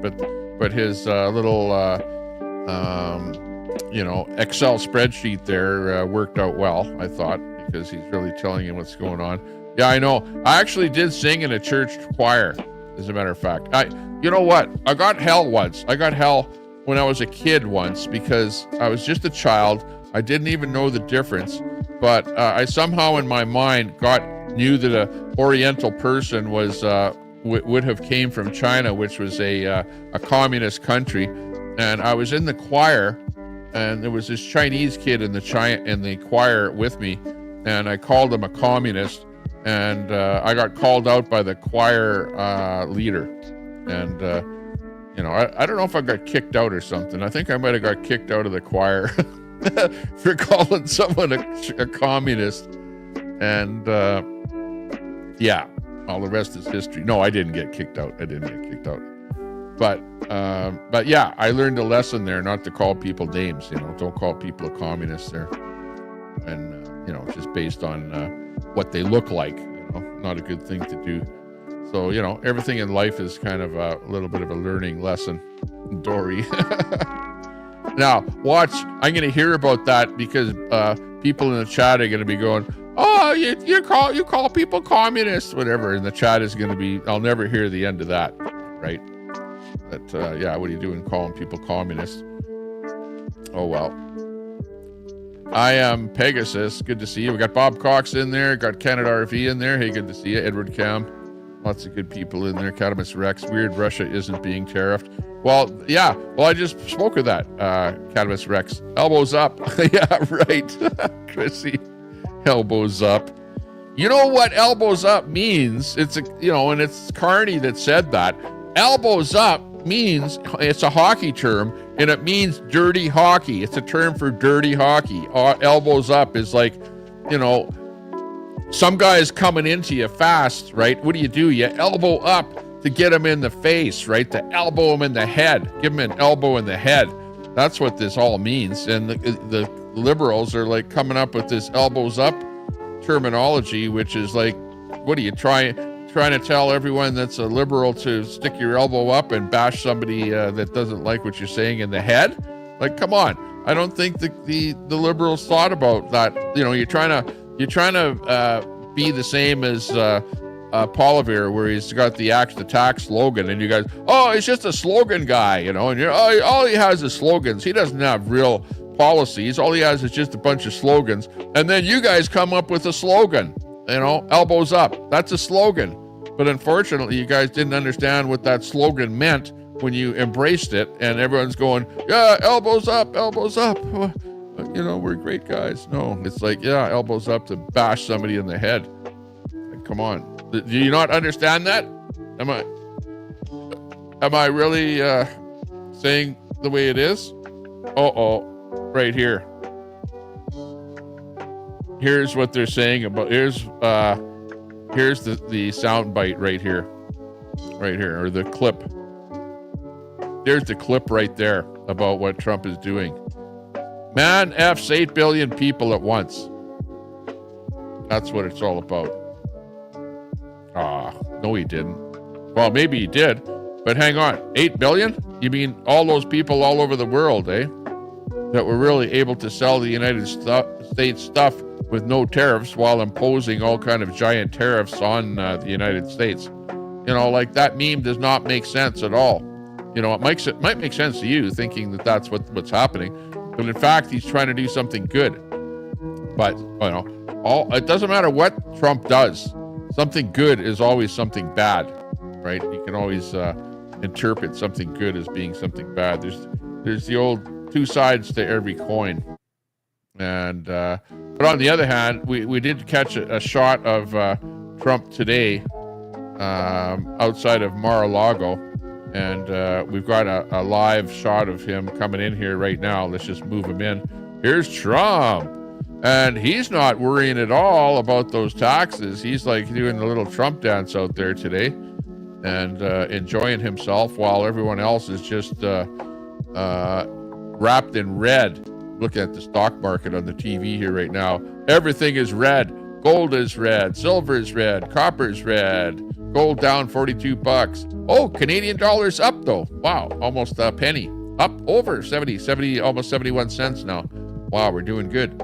That's a big boost. British pound is up. Euro's up. Wow, you guys can't be complaining all over the world when all your dollars are up. But the 2-year yield is down. 5-year yield is down in the U.S. 10-year yield is down. They're all down. TSX Composite in Canada down, down. 900 points, almost 1,000 points out of 24,000. And in the States there, WTI oil. Oil is down to 66 cents, $66 a barrel from 70, down $5 a barrel, almost $5 a barrel. So your price is going to drop at the pumps. Absolutely, the price will drop at the pumps. So look forward to that happening. Over the next month or so, it's going to take a little while before that price of oil at the barrel actually drops down to you at the pump. Here we have one coming up here. Here we see the meme, which is some of you in the States are saying, "Dear Canada and Mexico, that orange, beep, that orange does not reflect, in no way represents most Americans." And Chrissy coming up with her explanation of elbows up. Elbows up means we're going to fight back, period. Why are still thinking Trump is good? Buy Canadian, folks.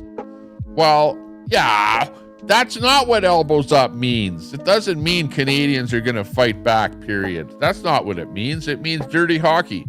You're using a term that everyone knows. If you know anything about hockey, elbows up it simply means dirty, dirty pool.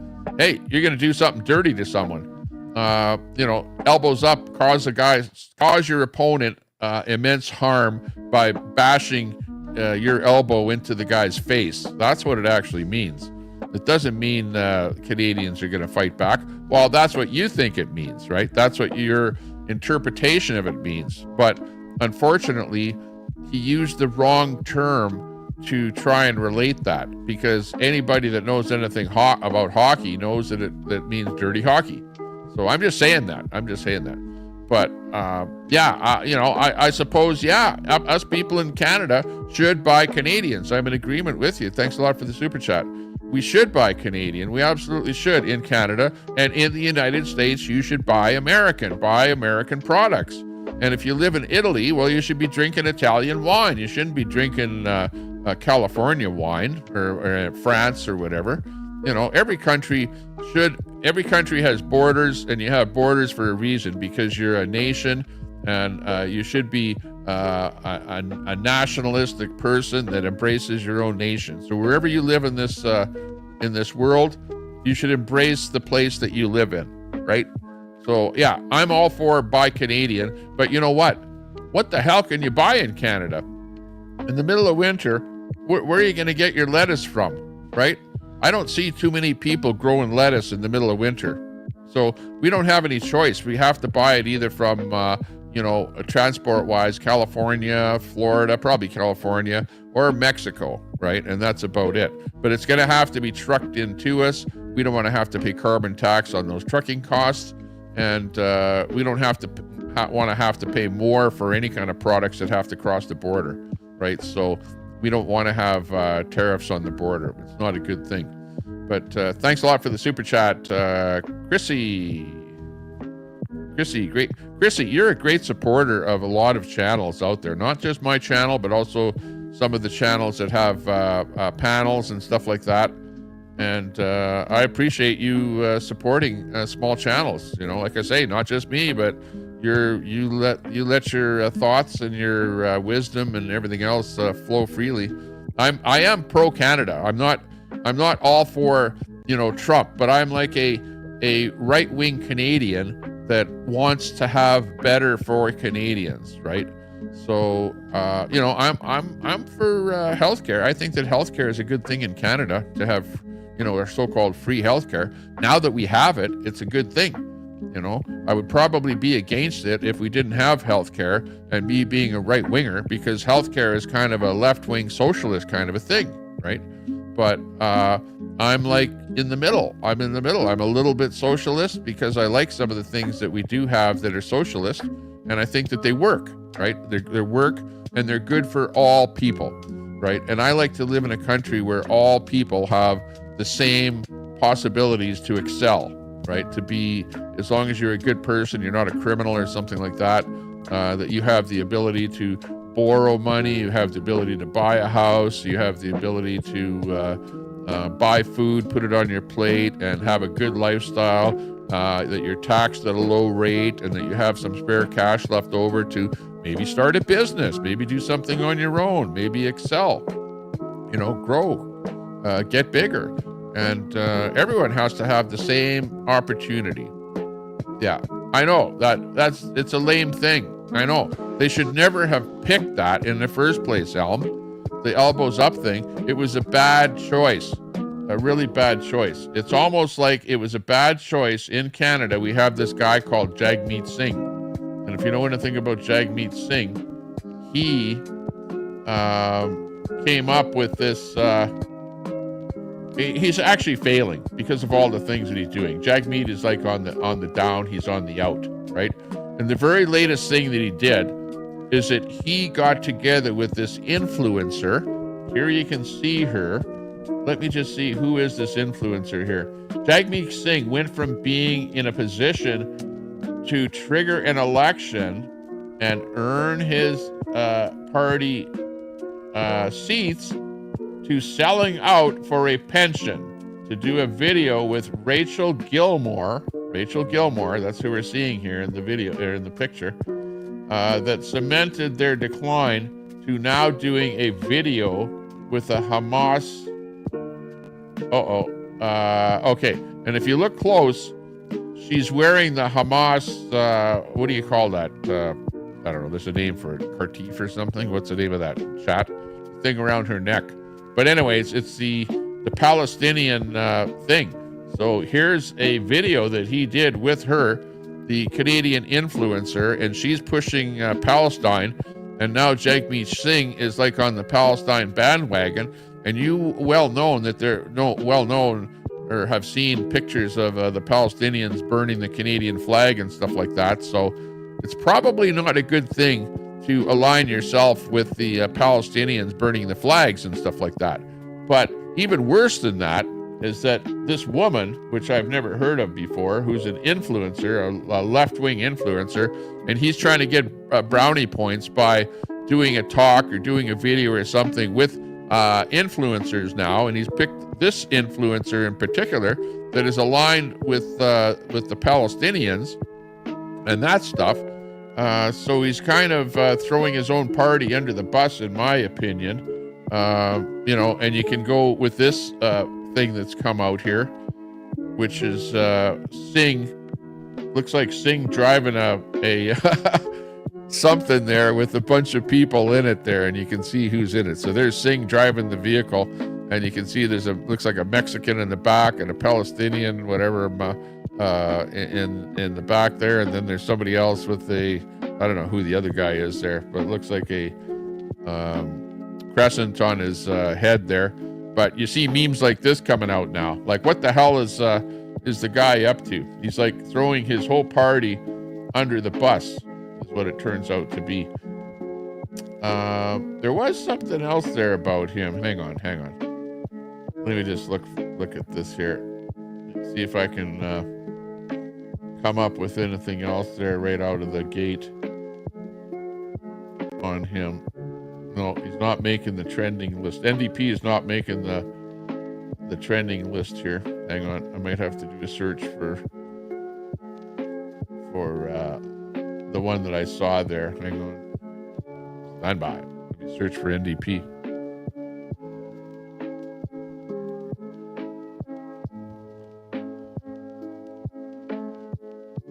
Oh yeah, the other thing that he's doing wrong is this meme came out too of Singh, leader of the NDP party, where this photo is circulating out there, the last known photo of the NDP before it disappeared forever. So, like, what the hell is he doing? Is he not thinking about what he's doing and the pictures that he's taking and what's going to happen to the pictures that are being taken of him? Like, who are those people? What is that all about? Is that like Transformers, or is it furries? I don't know what the hell that is. But you've got that thing that came out there. Is that good for the NDP party, for the lefties? I don't think so. And there's the other one. Well, you've got him with the picture of him with the influencer here. Another shot. And I'll show you some other pictures of her, the influencer, show you what she's all about. But she's an OnlyFans porn star who joined Jagmeet Singh on the campaign trail and has been dropped by the NDP over disrespectful comments about the Holocaust. Oh, there you go. But there you go. He's buddies with her, and she's a porn star, some kind of a porn star on apparently. Everything I'm saying is apparently, because I'm getting it off of X here. And this is Canada Proud that's providing this information. Let's hear what poor turnouts at events. Jagmeet is like in deep trouble, and there is no other option.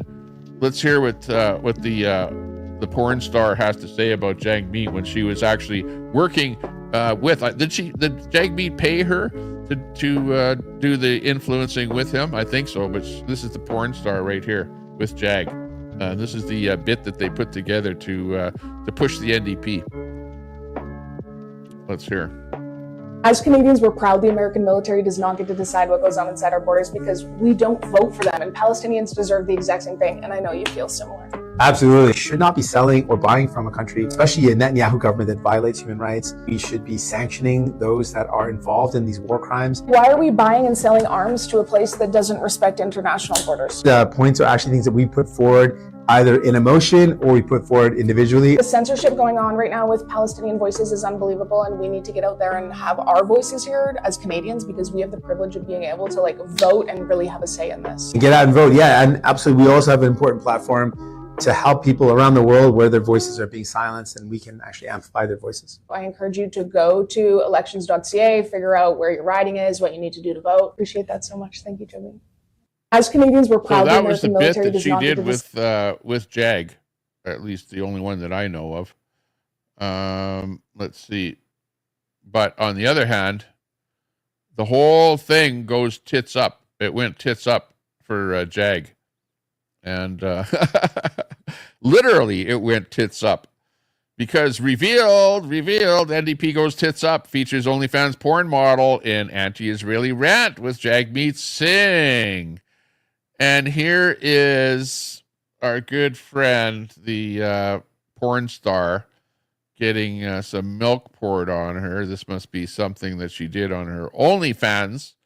And just proof that, you better be careful with what the influencers are actually up to before you align yourself with the influencer. That's all I can say.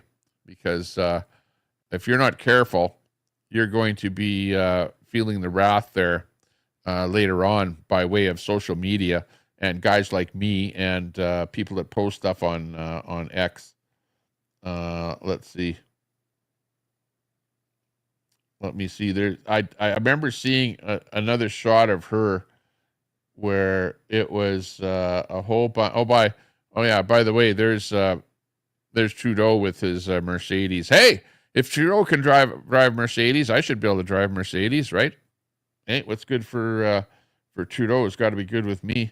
But I know I saw some other pictures of her that were kind of revealing, and there was a whole bunch of them that were really, really revealing. I don't know where it is on here. NDP and of model.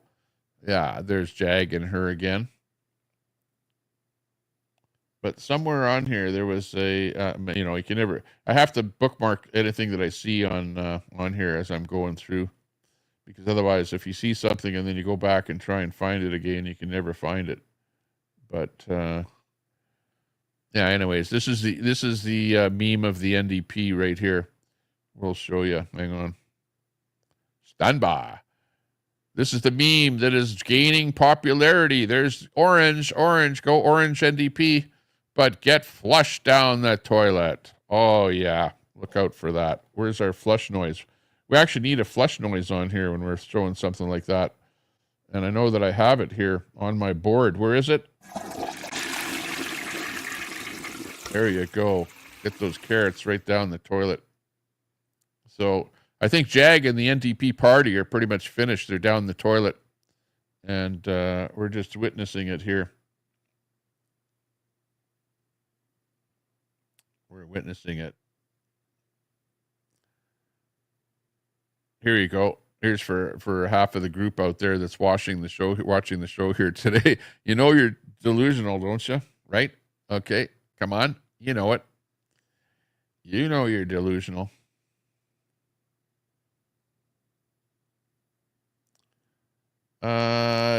Jessica, the boys. Oh no. Oh, you got to be kidding me. Here's one shot. And this one here comes in. This is Jessica. She's the one that was with Jag there doing that little bit with Jag. But this is a better shot of Jessica. And this is Khalid Hassan posted this. Khalid Hassan says, thank you, Jessica. The boys would love you to visit Gaza. Only you could be more popular than kidnapping Jews, he says. Oh my gosh. I can't believe that I said that. I don't usually like to get involved in this whole Gaza Palestinian Israeli thing, but Jag, I think you blew it. But is this what the NDP party is all representative of? Is this what the NDP party is all about? Oh man. Yeah, I usually like posting, little memes that are negative about the NDP in Canada, and this kind of tops it. This tops the bill on this one here. Holy moly, unbelievable! You think you guys are posting bad stuff about Trump up here in Canada? It's gone to a complete new level, like unbelievable. I think I'm going to start up an OnlyFans account myself if she's into that and she's making so much dough doing it. It looks like it's easy stuff to do. Anyways, you just lay there and, get your camera rolling and whatever, make the boys feel good. Looks pretty good. What do you think of that one, Canada RV? You're from Canada. I know the guys. Look at Troy. Yeah, Troy is like, yeah, I love that one. Where's all the rest of the guys out there? Where's Ron Volts? Hey, Ron Volts, this one's for you. Hey, where's the super chats now? We should be getting a couple of super chats for the content here now. Betty White says, I'm not into ass porn. It's lunchtime. Mater's saying it's lunchtime. Oh, man. Okay, where's Sandy Foster? Sandy Foster and all the rest of them there. Where's Cadamus Rex on this one? Comments? Where's your comments now? Chrissy, what about your comment on this one? This is your left NDP party there. It's using her to promote the NDP party. You might get some guys joining on to the NDP, promoting this kind of stuff. Yeah, Rob Cox is right in there. Want to jump right in there. Yeah, go for it. What's that? Those two those two legs are we what mask? Just saying. Oh man, this is craziness. Absolute craziness. Are you sure it's a girl? Yeah, exactly. I'm not sure. Mossad first in there to go with. Yeah, I know you can't really see what's underneath that red part in the middle there. So it could be a guy. Could be pretty muscular looking legs, or if you ask me, for a woman. But hey, actually, I'd say that she's a woman. I never really disputed that at all. Could have been, might have been. Who knows? Not porn. It's art. Yeah, exactly. Well, hey, I can't show you the actual shots from the OnlyFans because that would actually be, terms of service on, the different platforms we're on here. So this is about as much as I can. I did see a lot more. I saw more, right? Because they actually get away with posting more stuff on X than you can see on YouTube and that. But I did see some other shots of her where she was a little more revealing than this here. But still, this gives you a good idea of what the NDP has associated itself with, right? So it's difficult. There's so much dirt about me that's being put out there, and you guys know this. If you ever looked up stuff on me, there's stuff on different websites that are run by Antifa, fake stuff about me. There's so much fake stuff that if you believed all that fake stuff about me, you would believe that I was a bad guy, that I was aligned with far right, who knows who the hell they are. And, and then I've so-called said things, and I'm such a racist person that I'm just a racist and all misogynist and, all the rest of that stuff, which is all bullshit. But this is not bullshit, right? This is the truth. What you're seeing here is I showed you Jag, you showed you the commercial, and now we show you the real behind the scenes of what goes on and what the NDP party is aligning itself with. I'd say, what are they saying? V for victory. It's like, tabernacle. Vive la Canada. Vive la Canada. Yeah. Vive la NDP party. That's what it's the big V. She's giving you the V there, the V signal. I think that's all about. Guys understand the V. You guys understand what the V is all about. It's like, yeah, vive la, vive la, we're going to have a good time. What is today pizza and sex night? I don't know. I forgot. No, that was Wednesday. Okay. can't believe I left that up so long. But that was a good bit. I love that one. That one was great. Good. Whoever found that and whoever posted that up. And by the way, in case you're wondering about the NDP, okay, this one, we don't know whether it's a man or a woman, but she's also in the NDP party here in Alberta, okay? And you can see she. Actually, I think, okay, to be honest, okay, here, I'm going to show a little bit of respect. She used to be a she, and she is now a he, okay? So I think it's a he, him, okay? And this is Janice Irwin, who is part of our legislative party. She has a seat in our legislative, and in Highlands area, I think in Edmonton, as a matter of fact. And she likes dancing. And actually, you can't hardly see that, but let me drop it down a little bit. Yeah, there you go. She's dancing right in front of our Parliament building here, in the city of Edmonton here. That's the building that I can actually stand in front of and do some videos, and I should go and do that. And I will probably do that at some point in time when I can ride my e-bike again. But, kind of a little bit disrespectful doing some kind of little dance in front of our Parliament building like that. Like, is that all you got? Is that all you have, as they say? Well, I don't know. But that's another representation of the NDP party as well. The pink turban as well is another. I don't know what the pink turban is all about. What the hell that means? Has it got something to do with the LGBTQ community? Is he a feminist? But also he has his fist up in the air, which is a symbol of communism. It's that communist fist. Who else uses that? The Labor Party, the people that are in the unions. It's a union fist, right? That's what it is. But it all comes from communism. From the communist fist is where I think it comes from. But I don't know. To me, it's what kind of symbolism is that? The pink is like fragility. It's like femininity, right? And the fist is like strong, tough guy. So it's like two odds. The two odds there, right? They're at odds with each other, and it really doesn't make any sense. And that's probably why him, as the leader of the NDP party, have absolutely failed. To where they were maybe 20% of the vote, and now they're like under 10% of the vote. And he might even lose his own seat, probably for all the crap that he's done, like the hanging out with the girl from OnlyFans and all the rest of the crap that he's been involved in. But I'm just saying. That's the way it goes. Let's see what else we can dig up here while we're on this topic of the NDP. Here's NDP.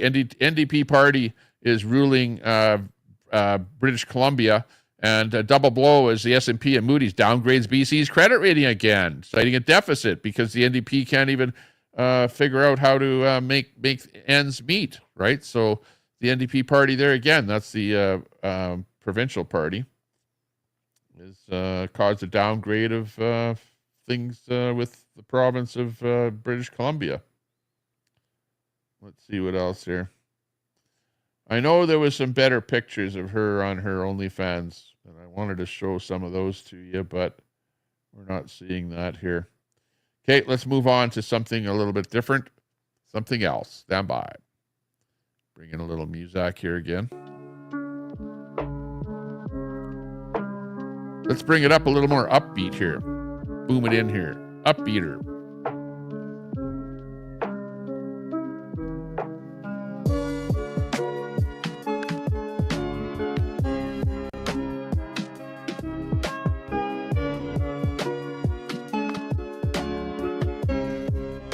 That's not very upbeat. We need more upbeat. There we go. Apparently there was some kind of a bomb that went off too. I don't know if you guys heard this story here at all. Car explosion in Amsterdam's Dam Square. I actually visited Amsterdam and I actually stood right there in that square. I was actually there in Amsterdam. And apparently there was some kind of a bomb explosion there. Video of the moment the failed car. Oh, it was a failed car bomb exploded. What? Failed car bomb exploded. And you can see, oh yeah, way off in the distance there, you can see a bit of smoke in the dark part of the picture there. I don't know what that was there, but apparently there was some kind of a bomb, car bomb. Oh, actually it's, oh, hang on. Let me put it, I know where it is here in the picture. Okay, I know I looked at this earlier. Okay, you'll see an orange car in the foreground. You see that orange car? And you can see some smoke coming out of it. So somebody put a bomb in it. And look at those guys are running towards the car as it's smoking. Looks to me some guy jumps out of the car. And yeah, anyways, it's a so-called failed car bomb explosion at the main square, Dam Square in Amsterdam in the Netherlands. And a car is on fire after a small explosion. The police believe it's a deliberate attack. It's the same location where 5 people were stabbed a few days ago.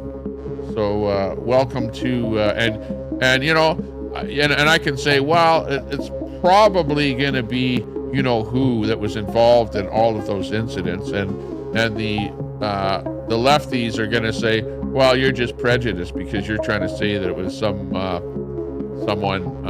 like a maybe, well, I'll let you decide who it was. I'm not even going to say who it was, but you can pretty well figure out who's going to be behind someone like that. Jim says, I was in the nudie bar once and the stripper was shooting ping pong balls out of her crotch, and she could put it in my beer. That was some shot. I've seen that myself, Jim. I've actually witnessed that myself. But I've also witnessed guys trying to throw loonies, you know, to try and get it in the slot, so to speak. So you know, but I don't want to go there because this is a lightly adult. Well, of course, this is adult. This is not a kids program, right? This is adult over 18, but it's not an X-rated show, Jim. So we won't go there because I know Masad is going to latch onto it, and the chat is going to go wild over the comments like that. Yeah. Dang, Jim, that's talent, says Scumdog. Oh, there you go. Betty White says thank you. But she's not saying thank you with that comment. No doubt. Knowing that. Elm says, butterflies are free. We're going to grow more jalapenos this year. Ooh, that'd be good. I like hot stuff. I love hot things. Hot women, hot jalapenos, hot tamales, you name it. Canada RV, he didn't like that. He didn't like the ping pong one, maybe. I don't know. Yeah, the ping pong, that's kind of gross, doing stuff like that. Well, I actually saw one that she actually smoked a cigarette, too. I remember seeing that, where she actually took a drag on a cigarette and blew the cigarette smoke out on that same venue. I think she was the same one that could pop the ping pong balls too. That was a long time ago when I was a kid, when I was like turned 18 years old. And what's the first thing you do? You and your buddies go to the bar, you know, experience those things that you never experienced before in your life. And yeah, the ping pong ball and the cigarette smoke and stuff like that was part of it. Shocking but true. Shocking but true. Oh man. Talk about getting sidetracked. It's a sidetracking day here today.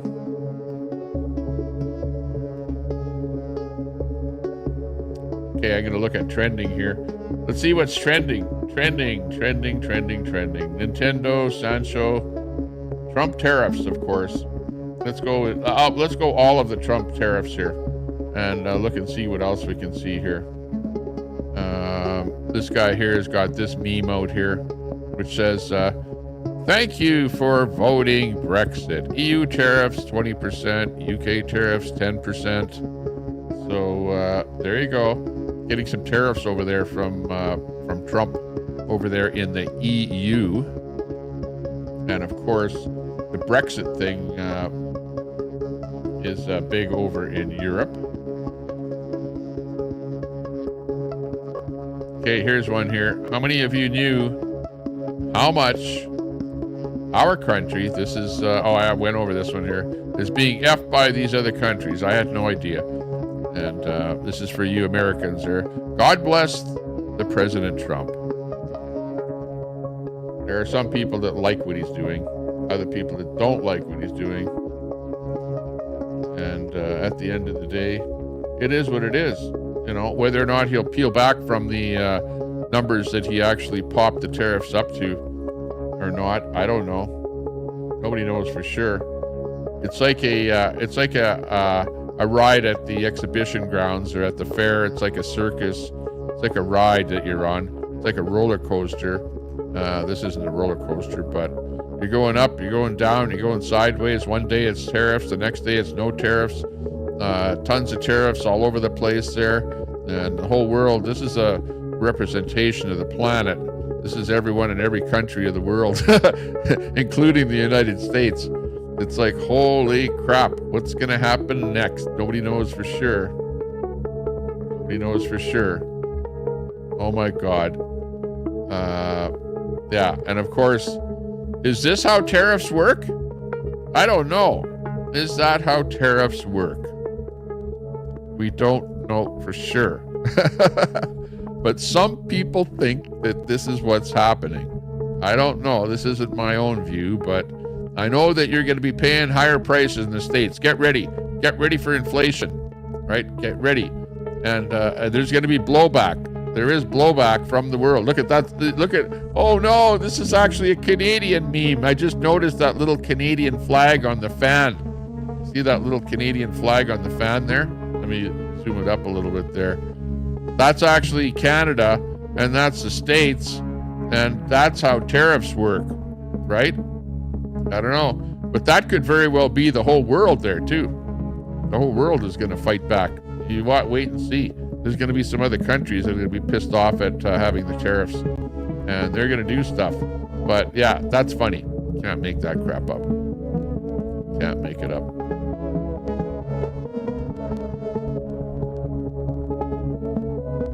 Keep her going here.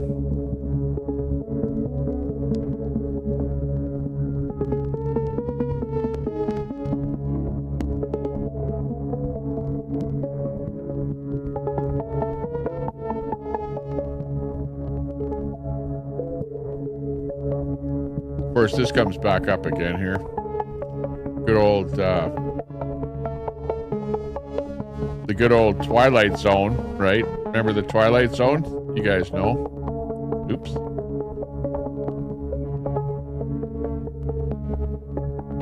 Where's my, here it is.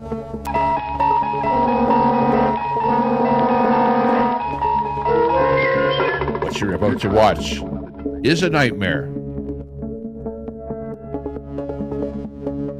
What you are watching is a nightmare. Because you have entered the Twilight Zone. You're now living the Twilight Zone.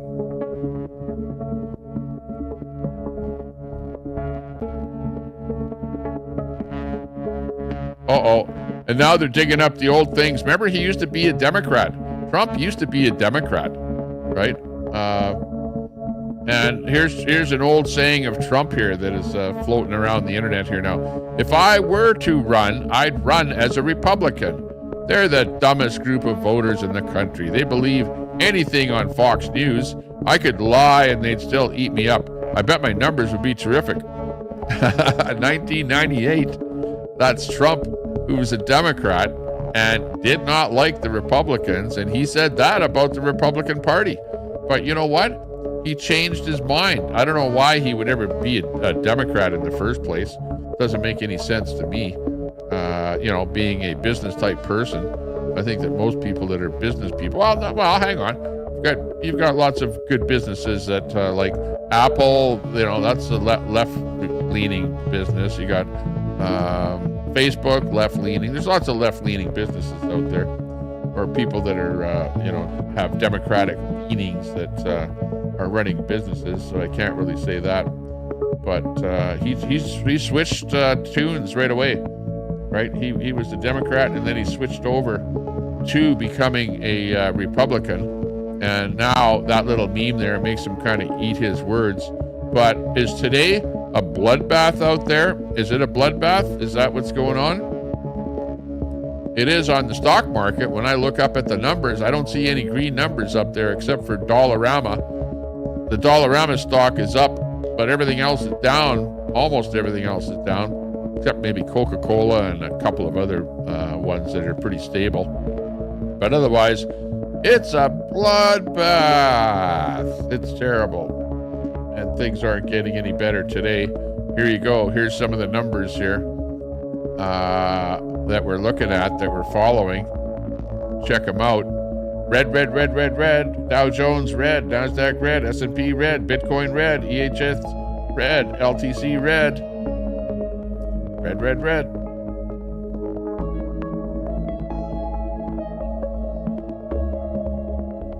Not good. And what do they say about it here?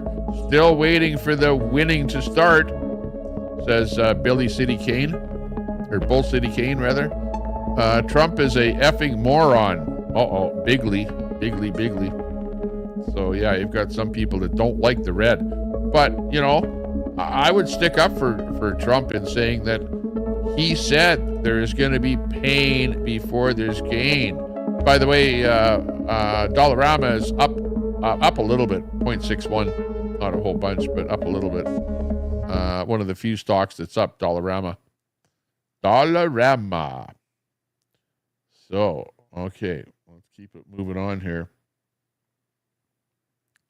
They're saying that Trump's tariffs equal taxes. Trump's tariffs equal taxes. They're trying to make you say that. In fact, that's what Canada actually came up with an advertising program on billboards and stuff like that all over the States, paid by the Canadian government. I had to pay for it. And the mantra was Trump tariffs equal taxes, right? I paid for that program. And here you can see Comrade. Look at who's coming up with that.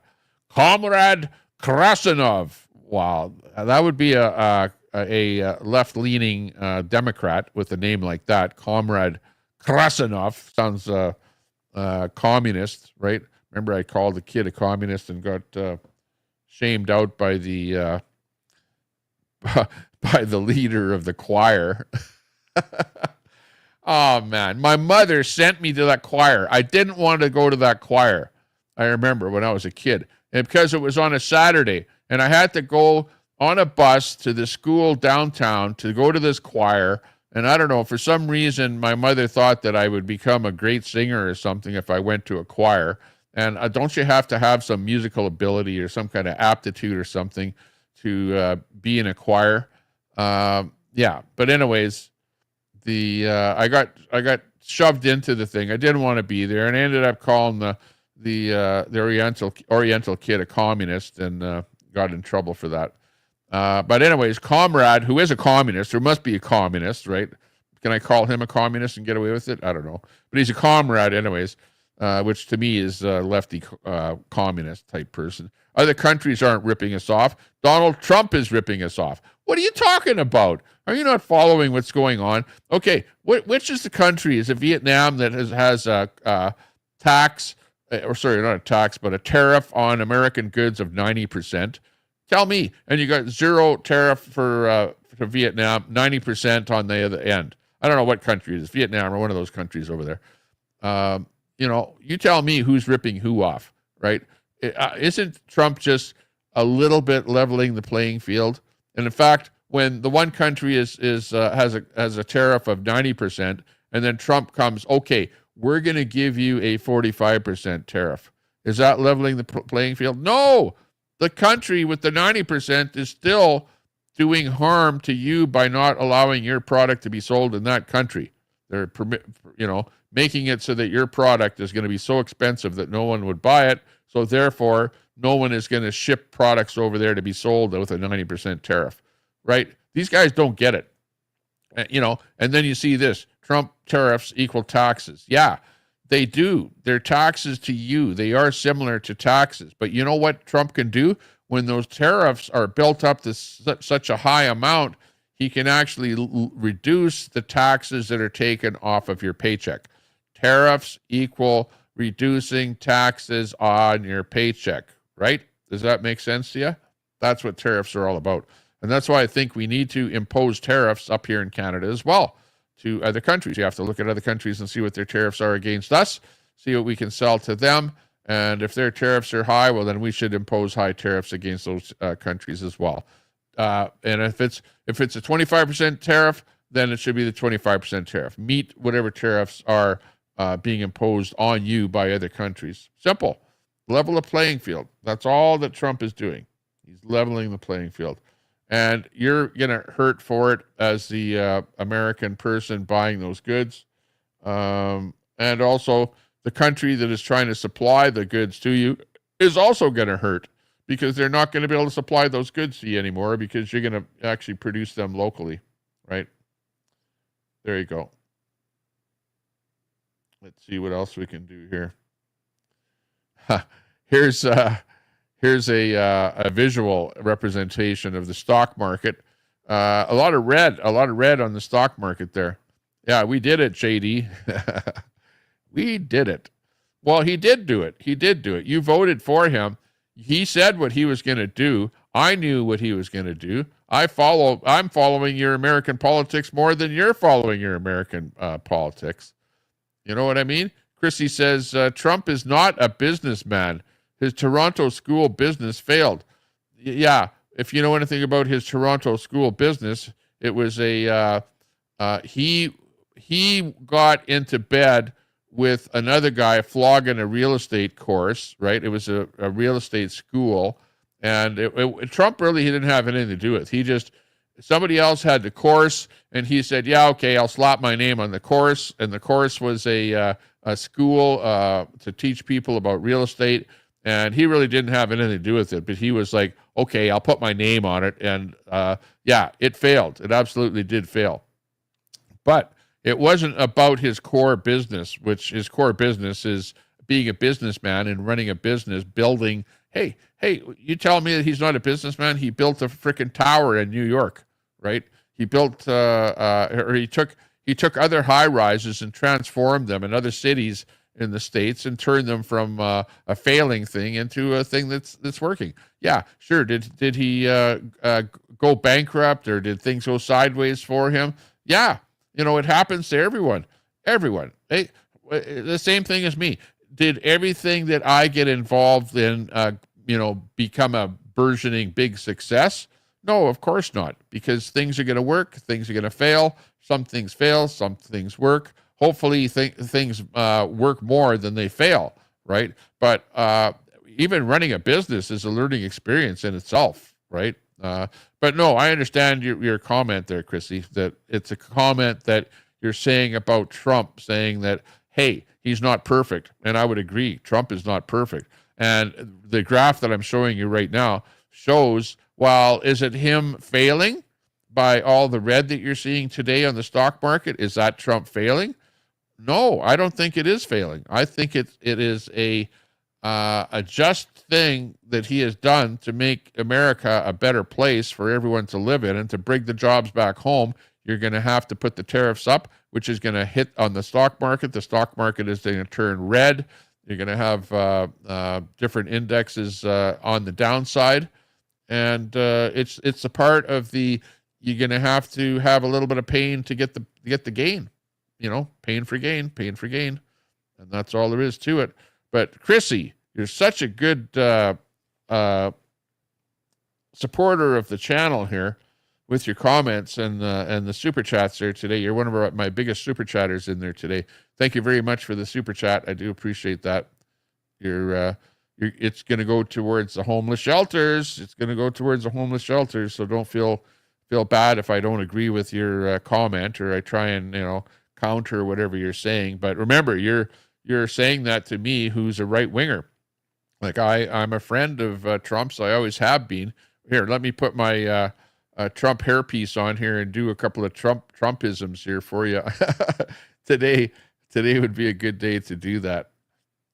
If you know what I mean. Yeah, buy low. Buy. You want to buy into the stock market when you see red like that. When it starts turning green again, then go. Yeah. Put your hat on and go to Texas. I do have my hat on. See what it says right here? Make Canada great again. Make Canada great again. But the reason that I'm wearing this hat is I'm not trying to say make Canada like the United States. I'm saying to say we need our own version. Canada needs our own version of make Canada great again. Donald Trump, his vision for making the United States great is exactly what you're getting. You're seeing his vision of make America great again. Canada needs its own version or its own vision of make Canada great again. And I think the guy to do that is Pierre. Pierre is the guy and not Carney. Carney is he's the globalist. He's the super big guy that's running big corporations and stuff like that. Is he for the little guy? I don't think he's for the little guy. I really don't. Pierre, to me, feels like more of a down-to-earth guy that's for the little guy, for the little worker, for the guy that's trying to get ahead in life, for the person, for the family that's trying to buy the house, and for the person that doesn't have much money to spend, who maybe somebody's on unemployment or somebody's on Social Security, on welfare, and they need to put a little bit of fuel in their vehicle. Pierre is the guy that's going to bring those prices down, not Carney. Carney wants to tax you. He wants the carbon tax, man. He's still got the industrial carbon tax in Canada. So he did not get rid of that. You know that. I don't know if you saw that. Were you watching what Carney did? Carney did not get rid of everything, whereas Pierre will. Pierre will absolutely make life better for you in Canada. That's why you need to vote for Pierre this time around and not Carney, right? There you go.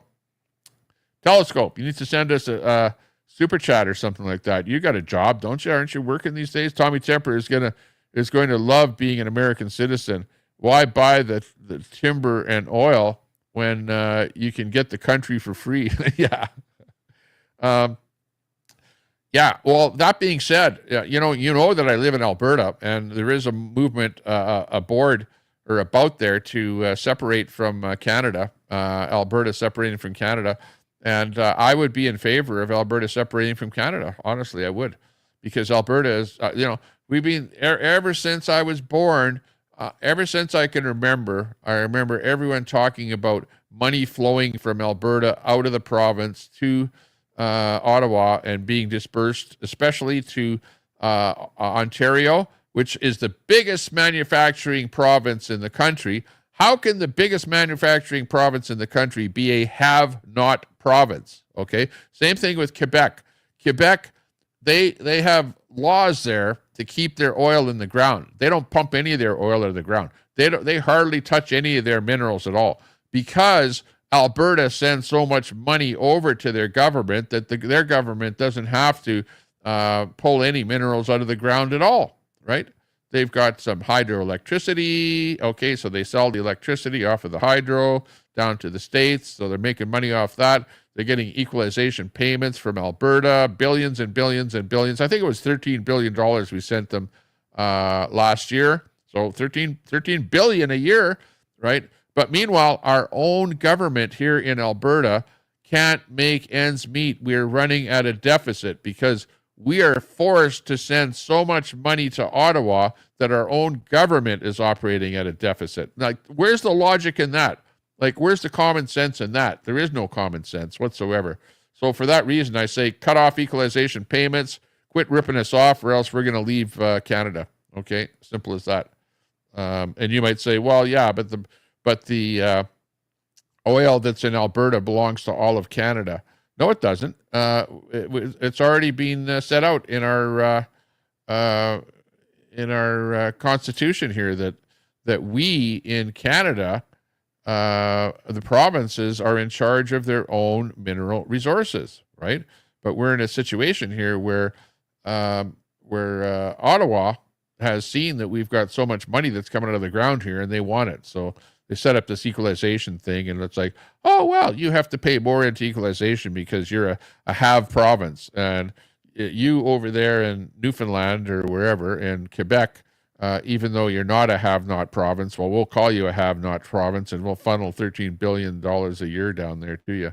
So that's a problem up here in Canada. We have problems with this sending money between the different provinces here. And you guys don't have those problems down there in the States because you don't do the same thing as we do. So, for example, the oil that is being pumped out in Texas, for example, well, you guys in Texas use that money for your own state, right? And it's the same thing for other states. Whatever wealth that the state has, well, that's the wealth in that state. And that's why you see that there are some places that don't have as much money and some that do, right? Here, they try and equalize the whole thing by sucking the money out of one province and then unjustly, in my opinion, and then sending that money over to another couple of provinces, especially Ontario and Quebec. Really, those are not have-not provinces. Those two provinces absolutely should not be getting the bulk of money from Alberta. It's a ripoff, absolute total ripoff, and that's what makes Albertans furious at the whole situation and wanting us to go.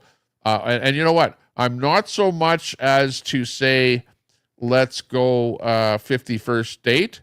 I'm not pro on that at all. I'm pro on let's make Alberta our own country, okay? And team up with Saskatchewan, because Saskatchewan is pretty much pissed off as much as Alberta is because they're giving their wealth away as well. They're being hard done by. So there's a big push on for Alberta and Saskatchewan to get together and to form our own country, right? We can do that.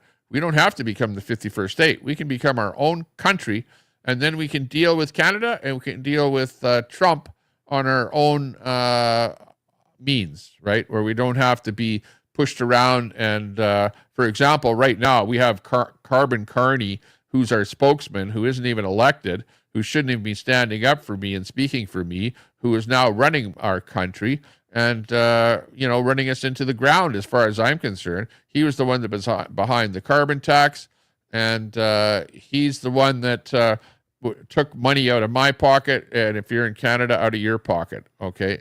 And shame on him with his stupid carbon tax bullshit that was all made up, just like genderisms, right? And all the made up stuff, and pushed all the made up stuff onto us Canadians here. And we're like, yeah, okay, I agree with it.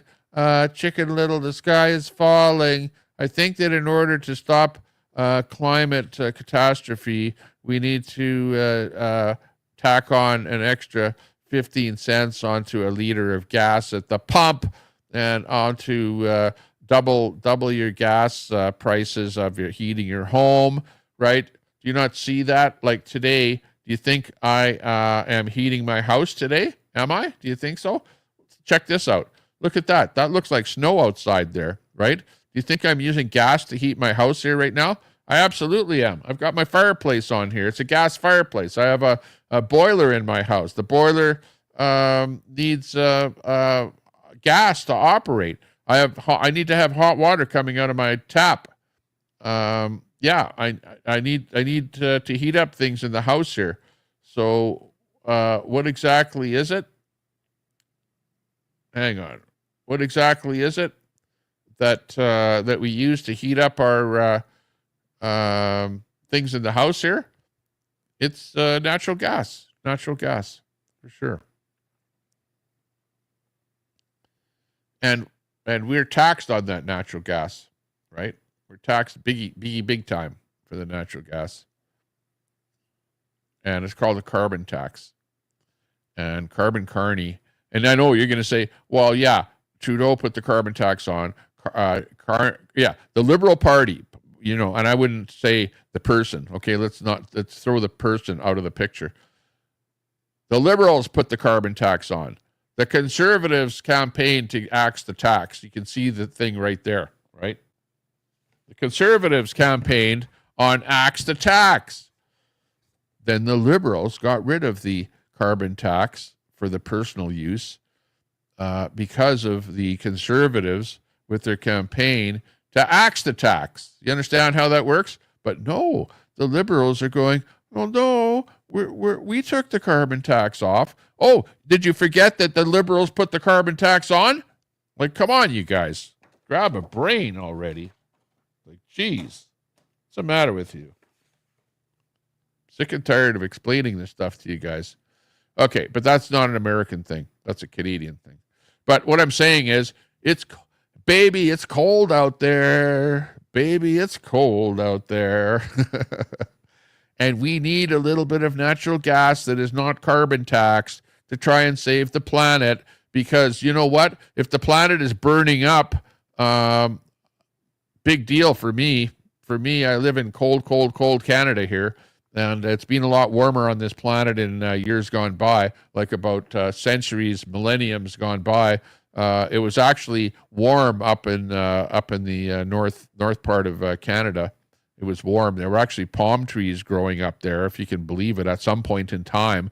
So how the hell could that happen? Oh, well, because the planet was a lot warmer in days gone by, and now things are getting a little bit colder, right, or warmer. Maybe they're getting warmer now. Yeah. Oh, hang on. Remember there was global warming? Oh, or then they said, no, it's not global warming. The planet is cooling. It's cooling. All of the scientists said it's warming. Then they said it's cooling. And then they said, to hell with it. We're sick and tired of trying to figure out whether it's warming or cooling. Let's just call it climate change, okay?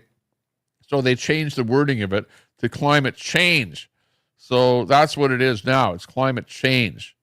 But I don't buy it. I do buy it that, yes, climate is changing because, no 2 days are the same, no 2 years are the same. And are we pumping more CO2 into the atmosphere? Yes, we are. Yeah, we are. We're pumping CO2 into the atmosphere. We know that. Should we be doing that? No, we should probably not be doing that, right? So let's look at ways that we can reduce putting carbon in. Buy your electric cars, for sure. Buy a Tesla. Go out there and buy a Tesla. Because it's probably better for not putting as much carbon into the environment. But, you start looking at the numbers and you go, well, look at how much carbon that you use to mine all of the minerals that you need for the electric car, and all of the carbon that you expend to manufacture the electric car. And let's face it, not all of the electricity that you use for your electric car is being produced by windmills and solar panels. It's being produced by things with carbon. For example, in Alberta here, the electricity here comes from windmills, solar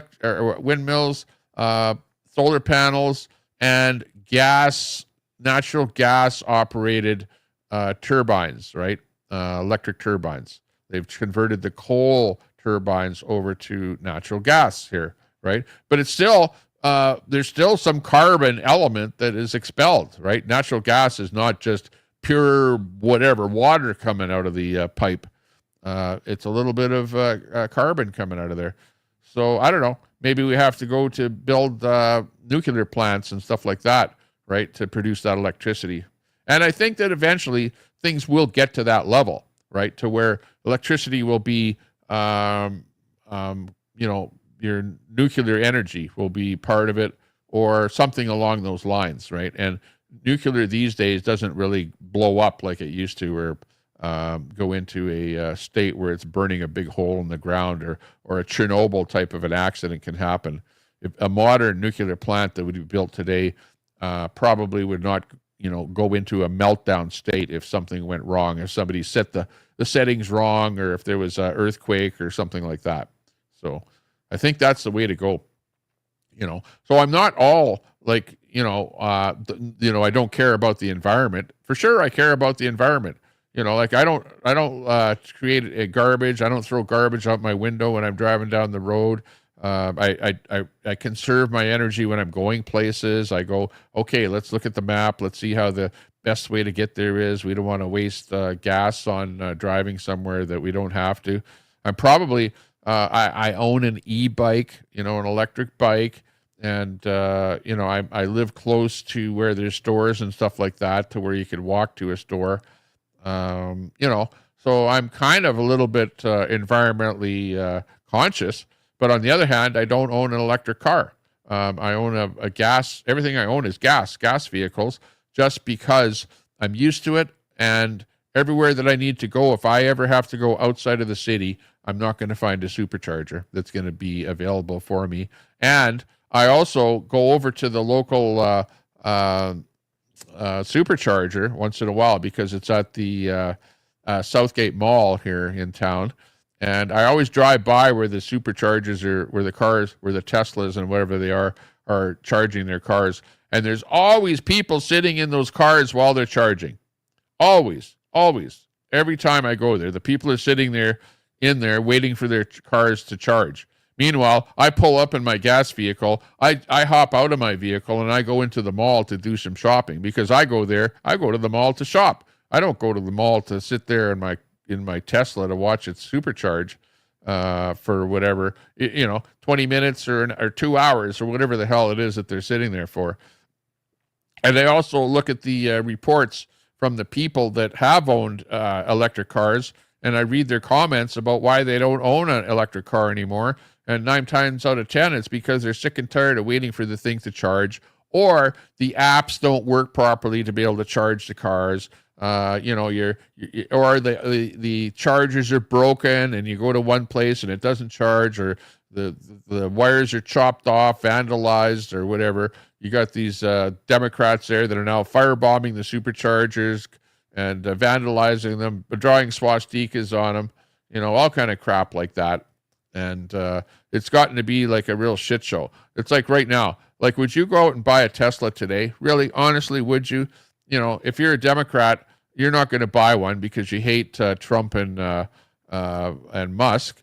And if you're a right winger, you're not going to buy one because you really didn't like the electric cars to begin with.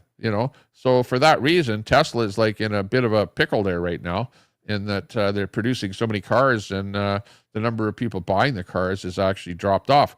I should actually take a drive over to the Tesla store here and take a Cybertruck for a test drive, and go live with it as I'm doing that the test drive. That would be fun. That would be a lot of fun. In fact, I went, okay, but get this. I phoned up on a Monday and I said, I'm going to go down to the Tesla store, okay? And then I went down to the Tesla store and it was closed on a Monday. And I go, what the hell? Who the hell operates a business where you're not even open on a Monday? Okay. So I was unable to even talk to somebody about even driving a Tesla, or to even talk to them about what kind of a Tesla that they have. What's the difference between a Model 3 and a Model Y and a Model X, and what the hell is a Cybertruck, or whatever the hell they offer. There's, and what are all the differences between these, and how much are they, and blah, blah, blah, all the rest of it. I don't know anything about these things, right? I probably know more about the problems that you have with trying to charge them than I know about the actual vehicles themselves, from my reading crap on the internet, which is interesting. Okay, chat, let's go back to the chat there, see what you have to say. You're talking, Elm, don't speak to me. Oh, okay, you guys are fighting in there in the chat. So any questions in the chat there? KMC85 says, I'm conservative and I would buy a Tesla if I lived in a city.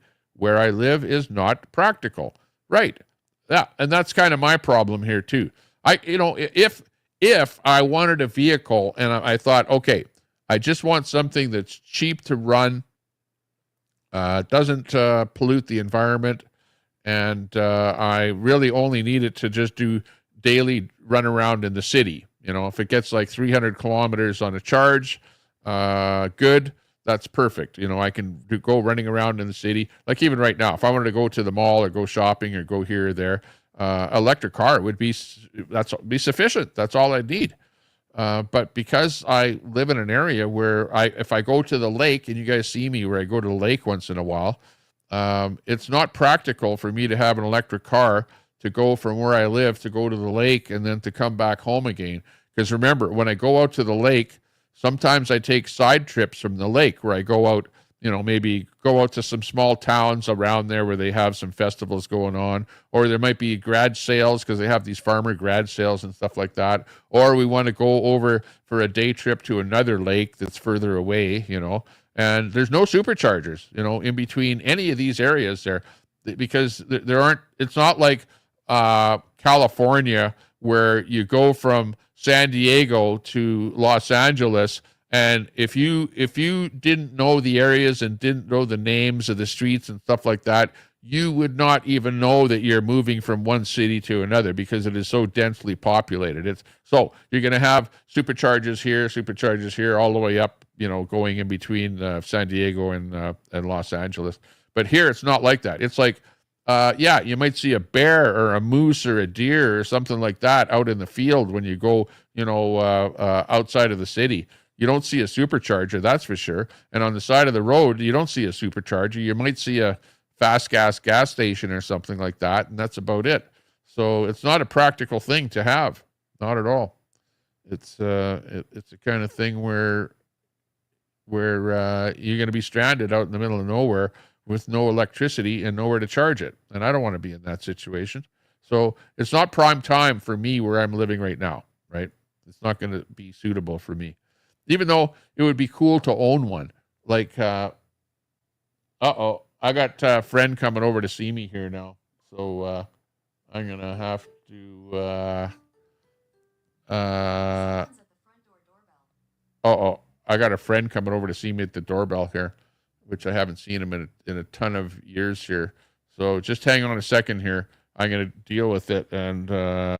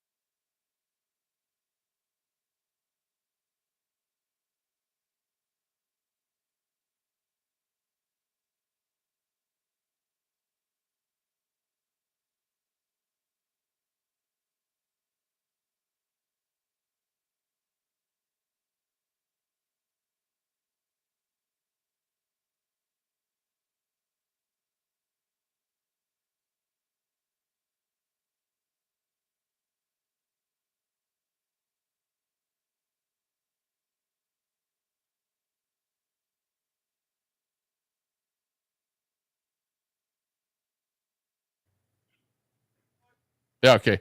Yeah, we don't have to stop the stream here anyway. Yeah, I just had somebody ringing my doorbell there, but not a big deal. It was more of something I just had to look after there than to meet up with somebody. Okay, but anyways, yeah, it's looking like that in Canada here. And let's see, Telescope, got that. Elm in there. Hun, Leo is in there. Leo, good to see you. Hey, Leo, you're the guy that knows all about that stuff because you've been outside of the Tesla dealership there. If you look at Leo's videos, hey, Leo, drop your link there and people can check out your channel. And you can see whether or not or what's going on at the Tesla dealership there, because you've got the protesters outside there. Leo goes out there and he's done some interviews and things like that with some of the protesters. So, yeah, pretty cool videos that you're doing there, Leo. If I had more time, I would actually play your videos here. But actually, this is that time of the day where I'm going to have to drop my stream. Telescope says Trump values money and success. He is emotionally insecure. Yeah, but at some point in time, what he has done is, yeah, he values money, and he's part and parcel about the money in that, but he's come to that time in his life where money is not all that important to him anymore, and what becomes more important is to helping out your fellow citizen to make sure that their life is as good as your life, or as good as your life as possible. So I understand where he is in his life, because I kind of feel the same way. Is that I ran my life, and I was a pretty successful person, and I have enough, and now it's time to kind of give back to humanity, give back to why do you think I'm building these little shelters and things like that, to try and give back, because I see who is the most vulnerable out there, and I'm trying to help those that are the most vulnerable. Just hang on a second here. Oh my God. Okay, but anyways, I'm gonna have to drop the stream here because I got people coming all over the place here in the background here. So it's that time of the day where I got to drop it here. But thanks a lot, everyone. Thanks a lot for the super chats.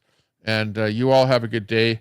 And I hope that you think that Trump is doing a good thing. If you don't, well, you're just going to have to wait and see. Even those people that are naysayers, that don't or that do like Trump think that maybe he's doing the wrong thing. I don't think he's doing the wrong thing. I think it's short-term pain for long-term gain. And that's what it's all about. So suck it up and pay a few higher prices, but bring those jobs back home. Let's do it in the States and let's do it in Canada. Trump in the States, give him a thumbs up. Pierre Poilievre in Canada, give him a thumbs up. And let's move on, okay?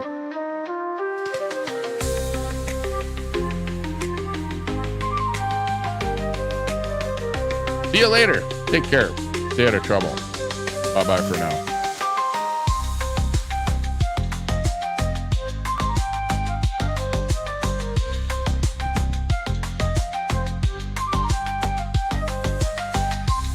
And quit fighting in the chat. Come on, you guys. Bye-bye.